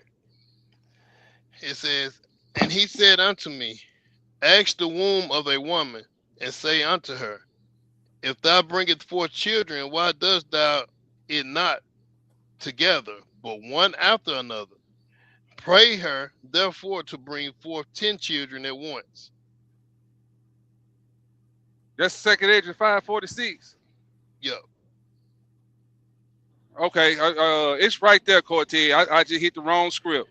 See what 49 say. It's right there in them 40s. Y'all bear with me. Take your time. 49 says, for like as a young child may not bring forth the things that belong to the aged, even so have I disposed the world which I created. That was 49. Yep. What you See looking what for 48 there? say. It said that these things are like a ring. It keep these judgment. He said, Most High said, my judgments are like a ring. It's 42, Mike. 5 and 42. 42. 5 and 42. Sorry, Dart. My bad. I'll be shooting from the hip. There it is, Cortez. All right. And he said unto me, I will liken my judgment unto a ring, like as there is no slackness of the last, even so there is no swiftness of the first. So these judgments, these captivities are like a ring, brothers and sisters. They keep happening and happening, but it's always been prophesied. So just because we read it in the Old Testament, don't y'all see it today? It just keep happening. Ain't these curses a revolving ring that we That's under? right. That's right. I yield right there, Hebrew. Hey, read 41 and 42 together. That'll give them the total understanding of it. 41, matter of fact, 40, 41, and 42. Okay. And it reads, Then said unto me, like as thou canst do none of these things that I have spoken of, even so can thou not find out my judgment, or in the end the love that I have promised unto my people. And I said, Behold, O Lord, yet art thou now unto them that be reserved to the end. Y'all keep seeing this, right? It's talking about his people, the ones that are reserved until the end. That's right. That's You remember, right. he always had that remnant. Remember when Elijah was like, "Oh man, I'm the last one, my only one." Most I said, "Don't worry about it. I got 7,000. Yeah. I got 7,000 that haven't bowed the knee to Baal." That's so right. I got some people reserved until the end. Come on. Hallelujah. Right. Bring it out, Hebrew. And what shall they do that have been before me? Look, here's your ring right here. He's talking about, what about those people that was before me? What about them? What we gonna do about them? Don't worry about all that. Come on. All right. Are we not be now, or they that shall come after us? Oh, now you worry about the ones that gonna come that was before me. What gonna happen to them? The ones gonna come after me. Then here we go with Mikael brought out. Don't worry about it. Come on. And he said unto me, I will liken my judgment unto a ring. It's gonna circle right back around. Come on. There no slackness of the last, even so back. there is no swiftness of the first. That's it right there. My judgment is like a ring. Don't worry, but they coming back. All those people are coming back, and they will receive their judgment. Those people that's gonna be before, after you, it's gonna be the same thing again. Receive their judgment. They're gonna receive their judgment, and that's why we see these nations taking over the way that they did. It's not. It's. Think about what we in the 8th captivity now. Yes, sir. Draw the number 8 and see what symbol does it make. It repeat itself. Once you go on 8, you stay on 8, and it just repeat itself, just like a ring. That's right. Go ahead. That's all. All praise. And y'all just led into the next section. Brother KG, pick that Daniel 2 back up at 42. And let's go down to verse 46. No, 47. All right. Daniel chapter 2 and verse 42. And as the toes of the feet were part of iron and part of clay, so the kingdom shall be partly strong and partly broken. And whereas thou sawest iron mixed with miry clay, they shall mingle themselves with the seed of men, but they shall not cleave unto one another. Even as iron is not mixed with clay. And in the days of these kings shall the God of heaven set up a kingdom. Wait, stop right there. All right. Stop right there. It said, now in the days of these kings shall the God of heaven set up a kingdom. See, they gonna still be in rulership when he come back. That's right. They gonna be marrying and making babies and building houses and planting gardens and planning wars. All of this is still gonna be going on when the Most High come back. Read, Hebrew. And in the days of the king shall the God of heaven set up a kingdom which shall never be destroyed. This kingdom This kingdom that's coming, it'll never be destroyed. But if y'all paid attention earlier when I was talking, I said that you had all of these empires. You had the Babylonian Empire. They fell. You had the Egyptians first. The Most High put them down. Then the Babylonians. Okay, then Persian Mede. They came. They put us in captivity. And the Most High allowed us to be in that captivity for a amount of time. Then he put them down. And then here come those old nasty booty bashing Grecians. The Most High sent the Maccabees and they put something on them. They failed. Now we in Rome. Now Rome is in leadership. And they think it's going to go on forever. They don't ever think the Most High going to get us out of this captivity. And I can promise you that in every captivity that our people was in, they feel like it would never come to an end. The people that was in rulership, they feel like I'm going to always rule over this people. It ain't nothing that I can see in my foreseeable future that's going to change the state of this people. Pharaoh thought it. Pharaoh thought that he was so powerful that he was going to be able to hand his kingdom down from Pharaoh to Pharaoh to Pharaoh to Pharaoh, and it would never end. But we serve a God. That's right. See, we come from a bloodline of people that kept the laws, statutes, and commandments of the Most High God. And he always come to our rescue. He said, for those people that are called by my name, if they'll humble themselves and quit sinning and turn from their wicked ways, he said, then shall I hear from heaven and I'll heal the land. See, the Most High waiting on us to get this thing together. The Most High waiting on us to wake up the 12 tribes of the house of Israel so that we can come back to keeping his laws, statutes, and commandments, because Rome is going down. Oh, they going down. That's Read, right. Hebrew. Hey, Hebrew. Oh, Hebrew. Whoa. He said to his kingdom there is no peace, right? That's right. Is that so? Hey, that's a precept with Isaiah 9, 6 and 7.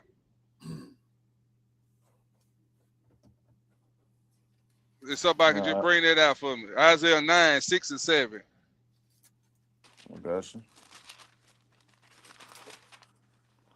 Isaiah chapter 9 and verse 6. For unto us a child is born, unto us a son is given, and the government shall be upon his shoulders, and his name shall be called Wonderful, Counselor, the Mighty God, the Everlasting Father, the Prince of Peace. Of the increase of his government and peace, there shall be no end upon the There throne be no of David. what? There shall No be no end end upon up the on throne the of David. throne of David. Going And right upon there with his Daniel prophecy. Isaiah prophesied it over here in Isaiah 9. You heard it again right there in Daniel, in that verse that my brother just brought out. Go ahead, cuz. All right. And upon his kingdom to order it and to establish it with judgment and with justice from henceforth even forever. The zeal of the Lord of hosts will perform this. This will come to pass. It will perform, meaning it's coming to pass. So just like Stephen was saying, Rome think it's America gonna think it's gonna keep going. No, we just heard the prophecy. Unto us a child is born. Unto his kingdom is no end. Last one step, Genesis 49 and 10. It even prophesied it in Genesis about this coming kingdom. Before the other nations came forth, it was prophesied in Genesis. Genesis 49 and 10. All right. I got you. Genesis chapter 49 and verse 10. The scepter shall not depart from Judah, nor a lawgiver from between his feet, until Shiloh come. And unto him shall the gathering of the people be. So unto him is the gathering of the 12 tribes of Israel that's been scattered to the four corners of the earth. He's the lawgiver He's the lawgiver The law gonna be between his feet, meaning when his feet touch this earth, when he come out, when he crack that sky, come from the Mount of Olives, when he's touched, the law is gonna be established right then and there. When he cracked that sky, when he That's cracked right. that sky, when he cracked that Hallelujah. sky, yeah, they all gonna die. And when he speak for his mouth, he gonna be speaking the law. You can read that in 2nd Esdras. He gonna speak forth the law, and people gonna burn up whatever iniquity they got in them. They gonna burn up when he speak the law from his mouth. Hey, Go ahead, bro. I yield. spontaneous combustion. Yes, sir. That's All right, right. go back to that Daniel 2, Hebrew. Bring it out. All right. Well, I stopped at 40. Yep. I think it was, it should not clear 100. Daniel chapter 2 and verse 44. And in the days of these kings shall the God of heaven set up a kingdom, which shall never be destroyed. And the kingdom shall not be left to other people, but it shall break in pieces and consume all these kingdoms, and it shall stand forever. Hey. It said it shall not be left to other people. You heard that, didn't it? It shall not be left to other people. Y'all's reign is over. That's right. All right, pick up that 45, Hebrew. Daniel chapter 2 and verse 45. For as much as thou sawest that the stone was cut out of the mountain without hands, and that it brake in pieces the iron, the brass, the clay, the silver, and the gold, the great God hath made known to the king what shall come to pass hereafter. And the dream is certain. The and dream is what? The dream is certain. The dream And is what? The dream is certain. The dream is certain. It's not if it happened, it's when it happened. Go ahead, read, Hebrew. And the interpretation thereof, sure. Then the king go of down to 47. Go ahead. Then the king of Nebuchadnezzar fell upon his face and worshipped Daniel, and commanded that they should offer an oblation and sweet odors unto him. The king answered unto Daniel and said, Of a truth it is that your God is a God of gods. What? And a Lord of Your God is a what? Your God is a God of gods, and a Lord of kings, and a revealer of secrets, seeing thou couldst reveal this secret. So even the heathens, king, had to acknowledge that your God, the God of Abraham, the God of Isaac, and the God of Jacob, your God, the God that brought y'all out of Egypt by the hands of Moshe, that parted the Red Sea, and y'all came across on dry land, the God that brought y'all through the land of the Philistines, the God that allowed y'all to slay giant after giant after giant, to come and to establish the land that he gave you that was flowing with milk and honey. To only get this land and fall back into idol worship and to fall back into sin, and then he allowed the Grecians to come in and just handle y'all. And then now, here we go under the kingdom of Rome that came in 70 AD and ransacked Jerusalem and ran our ancestors out of the out of our land and down into Egypt. And now we find ourselves here in a strange land, up under a strange people, up under a people that'll eat you, up under a people that'll poison you, that'll rob you, that'll keep their foot on your neck 24/7. They tax your money 5 or 6 times. You barely got enough money to feed your family and pay your bills. Oh, it's a wicked kingdom. But it's coming to an end. That's right. This kingdom is coming to an end, Hebrew. The Most High say, my word will not come back void. He said, if I say a thing, that thing shall come to pass. So in conclusion, let me say this, Hebrew. For 300 years, Rome tried to crush our people with force. But they failed. Didn't they fail? We still here. So Rome adapted. Instead of destroying the church, they embraced it. Instead of executing the bishops, they gave them money and houses and big cars and told them, hey, start this church and teach this doctrine. Instead of outlawing our people getting together, going to the church, they hosted it. They built universities to teach our people what to teach and what to preach. And they taught them how to hoop and how to establish mind control over helpless people that just need something to hold on to. These empires are very intelligent. They're very crafty. They don't always want to crush a movement. Sometimes they just want to absorb the movement so they can turn it and twist it and turn it into something of their own that they can use against our people. But here is the question that matters. If Christ's kingdom is not political, what happens when political power protects the word of God? We read in John 18 and verse 36 where Christ said, my kingdom is not of this world. We read in Hebrews chapter 12 and verse 28 where we receiving a kingdom which cannot be moved. Rome moved, they evolved, and they rebranded themselves. But the kingdom of the Most High God does not require imperial scholarship. You don't need to have a master's degree from master's universities. The same empire that nailed Christ to the cross later carried a cross on its banner. History records the transition. Scripture reminds us which kingdom is eternal. So, family, let us always understand and let us always remember this is not our home.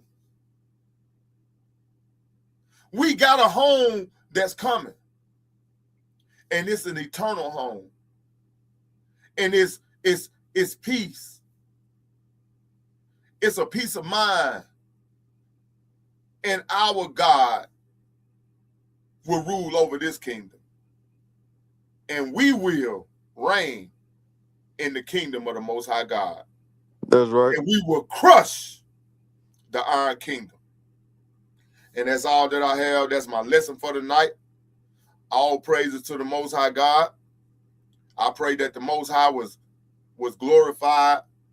Pray that you all were edified. I thank all the brothers that's on the panel that came tonight that brought your wisdom and understanding and your scriptures. And with that being said, that's my lesson. I yield. If y'all brothers got anything, y'all go ahead and bring it out. Hallelujah. Another powerful lesson. All praise to the Most High, man. Another powerful lesson. I'm hoping I can do it justice tomorrow. What you brothers have been bringing out, man. Especially then shout out to KG for that lesson. He brought out too. As I went back and listened to it. Thought out well, brought out lesson also, man. Man, I seen Tubi put something. He said that the 7 king, we was in 7 captivities. Okay, if I misspoke that we was 8, forgive me. But I always know that the one that was, he will come back again. But we're gonna give all praise and honor to the Most High. Appreciate y'all with the lesson, man. Appreciate you with the lesson, Stephen. Bringing it out. I'm taking notes, and I'll be going back listening to it again so I can have my lesson put. It's not gonna be a repeat, but I'm gonna pull some stuff from what you brought out here tonight, also with the through the Spirit of the Most High. But that's all I had, man. Another great lesson, another beautiful lesson. Hoping the people got edified. Most High in Christ bless each and every one of y'all. Shabbat Shalom, family. Hey, yeah, man. Great lesson, Brother Stephen. All praise to the Most High. Hey, man, look. These lessons are coming out. And if y'all would just pay attention to what's going on over there in the so-called Middle East, when this thing this thing is wrapping up fast and it hurt, brothers and sisters. So hold on, we ain't got long. Shalom. Yes, sir. That's right. That's right, brother Mikael. It's all around. It's the writing is on the wall. You just got to look at it. But powerful lesson, bro. Always an honor to do these lessons with you.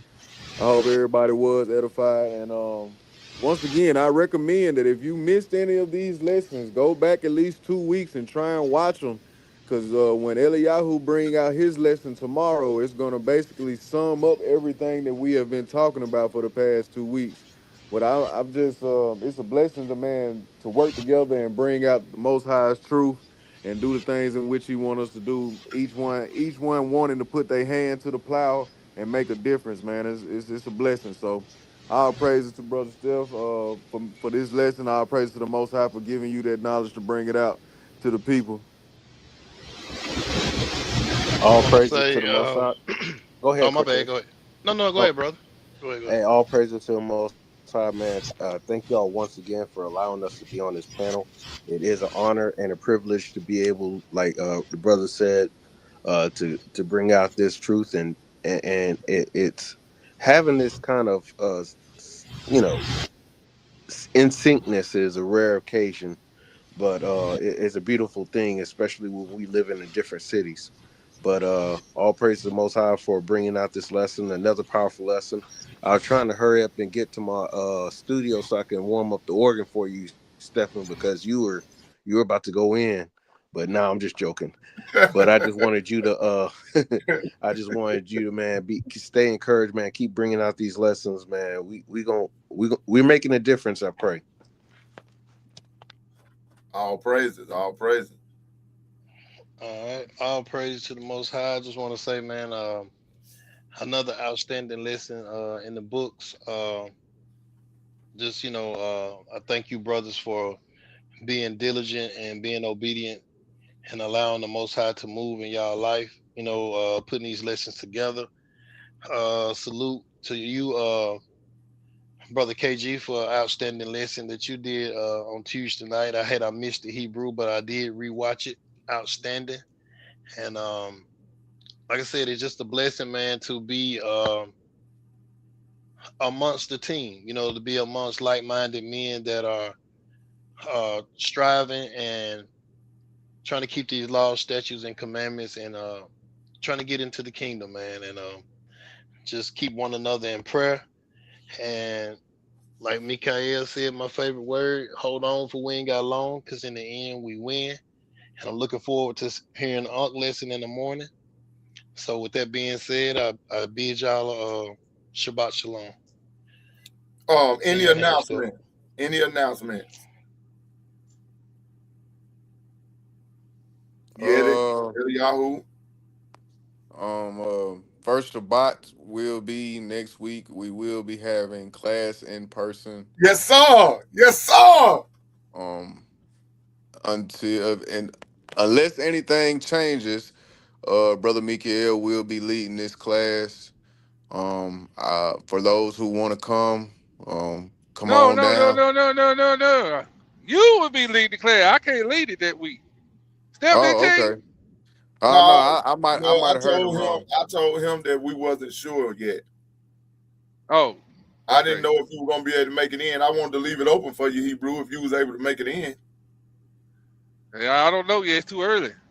Yeah, that's what we said. That's what we're talking about. Oh, what? Okay. Okay. But he gonna have one in the hole. He gonna have one ready, just in case you don't get to make it. We got you.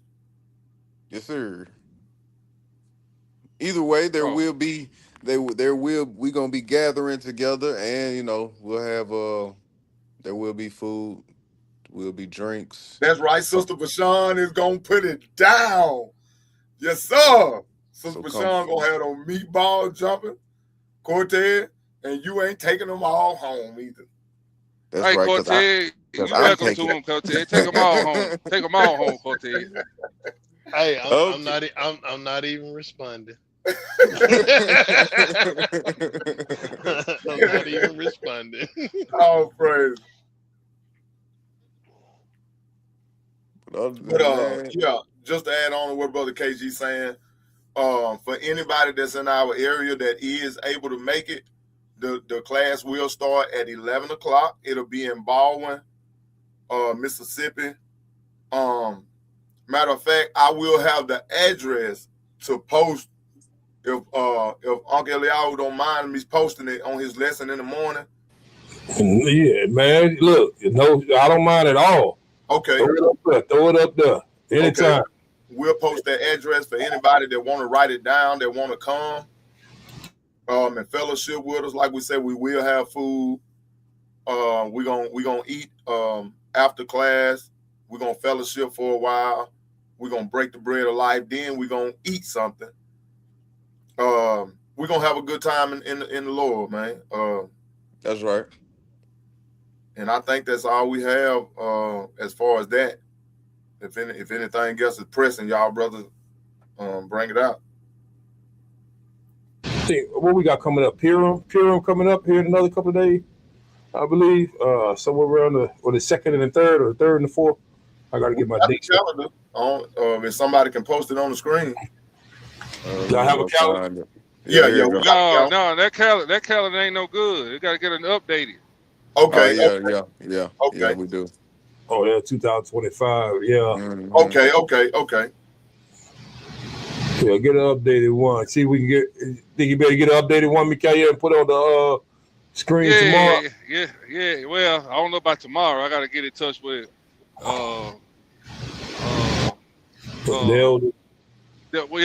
what's his name? Uncle Woody.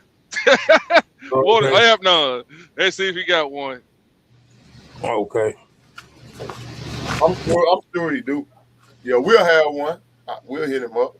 All right. All right. With that being said, anybody want to give a shout out tonight? Anybody want to do the shout out? I got him. I'll go ahead and do it. Let me see how far it'll let me scroll up. So I can get everybody in. Because because there was a lot of communication tonight. So when it's like that, I know they enjoyed the lesson. They be enjoying the lesson. Shout out to Brother Tex. Brother Tex was back in the building. Oh, y'all. I'm sorry, Tubi.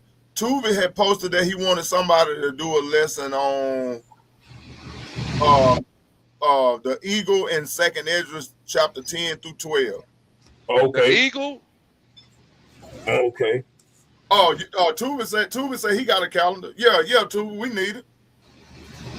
Yeah. Send it to us, huh? Send it to us. Yeah, because like you said, we're talking about that eagle. You had mentioned it, and it's a lot of nations that has the eagle as their symbol. Even some dark nations have the eagle as a symbol that they use as a symbol. So we're gonna all praise the Bible always stand true to tell you who your enemy is. Psalms 91 swore. That's Sister Veronica. Shalom. Sis, shalom. See, you're the first one that came in here. Mother Mary, shalom to you. Shalom. I see you had posted something about that eagle too earlier, because somebody had jumped in here, but we'll leave it at that. Somebody had, I love Jesus, something that jumped in and talked about the bear. But anyway, we get Sister Brenda Hill, shalom to you, sis. Sister Tannis, shalom. Shabbat shalom to you all. Sister Jim, Shabbat shalom. Most High continue to bless y'all. MC to the X Project. Shalom. MC. Shalom. Peace and blessings. Sabrina Quinasa. Shalom to you, sis. Sabrina. So we got here. Who else we got? Says Jim already. Jim. Yeah, Dark Black Tea. Shalom Dark to you. Black Tea. Peace and blessings, man. Peace and blessings. What else we got? I called Tannis already. Y'all got you see my rib in here. Yisrael. Shalom to you. Israel. With the 3 bags. I ate them 3 fish. we ate them up too. We ate them up, fried them up that same night. Fresh bag. That way my wife like her too. Hey, that way my rib like her fish. She wanted fresh. Straight to the grease. Who else we got in here? Yeah, that was that I Love Jesus Christ 7 that came in and said something rush at the bell. I see you. Yeah, that's our Gentile friend, brother Tex. That's Okay. Hey, I'm looking for Roger to come back. I hadn't saw Roger yet. Roger ain't been back in, huh? Roger said I had enough. Roger said, I don't know. Man, y'all know that Bible too well. I ain't getting in there. That's what Roger said. Oh, man. Roger tried to go back and recruit to get some info. Hey, So he tried to come back. Help. He went to get some help. That's what it is. We shouted out Tuve already. Tuve.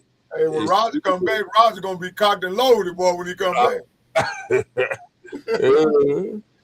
gonna bring the Catholic priest on the show. He get the feelings hurt. Hey, Psalm 91 say he praying. Get his feelings hurt. Sister Colette, she was in the building. She was in here. Sister Colette, shalom. Mm-hmm.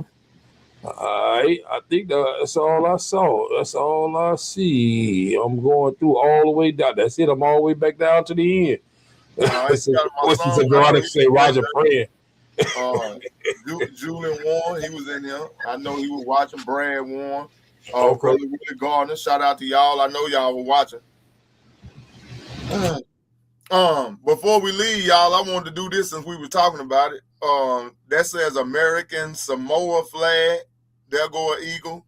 What it is? The U.S. Virginia Islands. They got an eagle. North Dakota, Michigan. Oh, these the states. New York, Illinois, Iowa, the Philippines, the Armed Forces of Moldova, War Flag of Romania. What is that? Romania. The Netherlands, they got an eagle. The Netherlands. Look at there. Boy, he look vicious, don't he? He got a knife sign on his head. That's like what's the cartoon? Heckle and Jekyll from back in the day? That's like a fool. What is that, Russia? There go Russia. Hey, there go that Russian flag with that eagle on it. Shinabapunda. Germany. There go the German state flag. Look, Albania got one. Armenia got one. Poland. Look at Poland. Mm-hmm. They got a boost too. Poland. Look at that boost. He's dancing, ain't it? Who is that? The Czech Republic. Czech Republic. I'm looking at them right now. No, man, not Czech Republic, man. Come on, man. Look at Poland. Poland. They got a bull. They got a Molek. They got a bull on there. Oh, they got the big Baal on there, huh? The UK got an eagle. Look at that. Mm-hmm. Man, no, not the UK. Who that? Who that? Italian region. They got an eagle. Venezuela. Afghanistan got an eagle. See that? Look at all these nations. They got an eagle. Look at that. Spain. Look at that. The Swiss village. That's Swiss. Yeah, that's a roof. That's like a chicken. Hey, that's a fighting cock, ain't it? Look, even Palestine got an eagle, y'all. Man, they ought to be ashamed of themselves. Yeah, they got an eagle. Mexico got one too. And you name Mexico? San Juan got one. San Juan. There boy, another Russian. What is that? Oblast? You got to spit when you call them names. Armenian Roll your R's. World War II flag. Polish land forces. They got one. That look like a chicken. All right, that's all for right now, family. For right now, Nigeria. Look, I'm ready to say Nigeria, Philippines. You name Poland and Romania. Serbia. Serbia used a white double-headed eagle as its coat of arms. Syria used a eagle. Also, Yemen, Zambia. Look at use an African fish eagle. And the United States. Who else we had that didn't get named? I said Nigeria. This is when I'm talking about the dark nations that have eagles. Moldova, Mexico, Kazakhstan. There's a lot of them. That's sad, man. Even Ghana. Hey, shout out to over there in Kazakhstan. Remember, those are also places that Rome conquered too. Mm-hmm. Shout out to Mother Mary for dropping them scripts in tonight. I didn't see Sister Arlene, but I see Mother Mary dropping them scripts in tonight too. Man, yeah, Sister Arlene, y'all keep Sister Arlene in y'all prayers. They buried her sister today, so that's why she ain't here. Okay. Yeah, Egypt. We didn't say Egypt. Two say Egypt. Mm-hmm. Egypt, Germany, and shout out to Yeti for that intro. Man, we finna bang it. You ain't gotta worry about it. Uh-oh. Praises. Uh-oh. Finna bring it out. And here I thought I was finna have to request it. Hey, I got it cocked and loaded, baby. Hey, but with that being said, family, hey, we love each and every one of y'all. Thank y'all for tuning in tonight.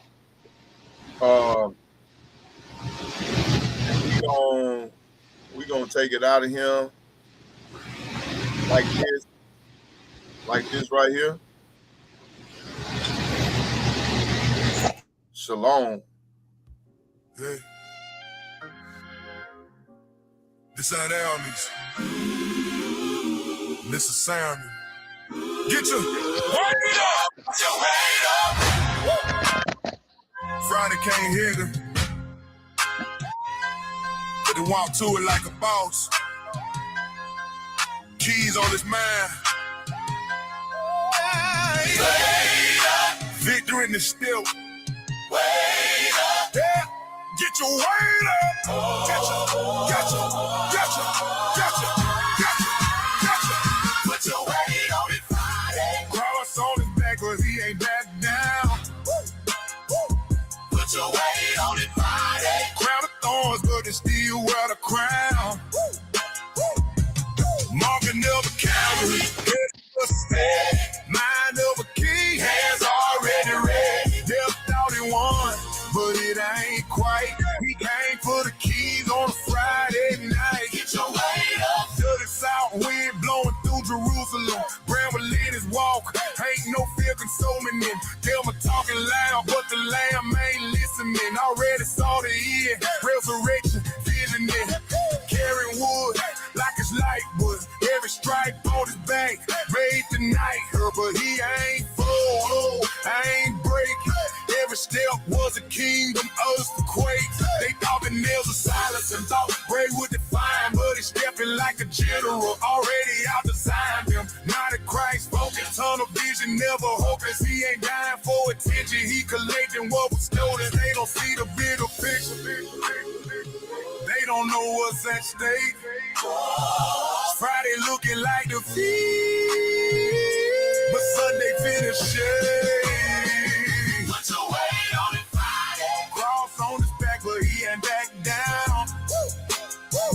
Put your weight on it Friday. Crown of thorns, but he still wear the crown. Marching up cavalry, heavy but steady. Mind of a king, hands already ready. Death thought he won, but it ain't right. He came for the keys that Friday night. Get your weight up. Hell going parties, demons celebrating. Beating new the sun, was infiltrating. Walking in the darkness like he on the block. Keys to death and hell, yeah, he came doing life straight soldier. Island flex, bloodline holding. The back of neck, he ain't loud, but the power loud.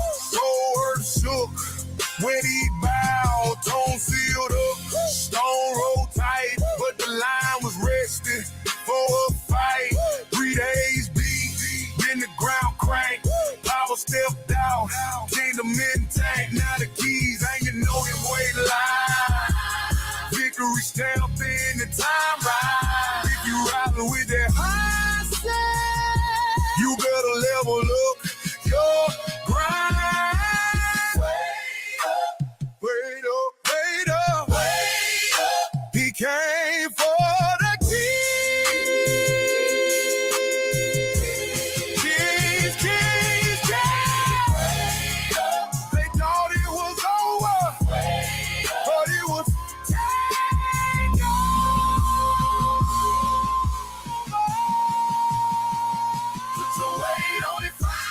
Calvary climb, but it still stand tall. Put your weight on it, Friday. Hip had a grip, but it lost it all. Marching up steady, mission already. Mind of a king, all is strong, ready. Brave pride to close down the line, but he went there play on a Friday night.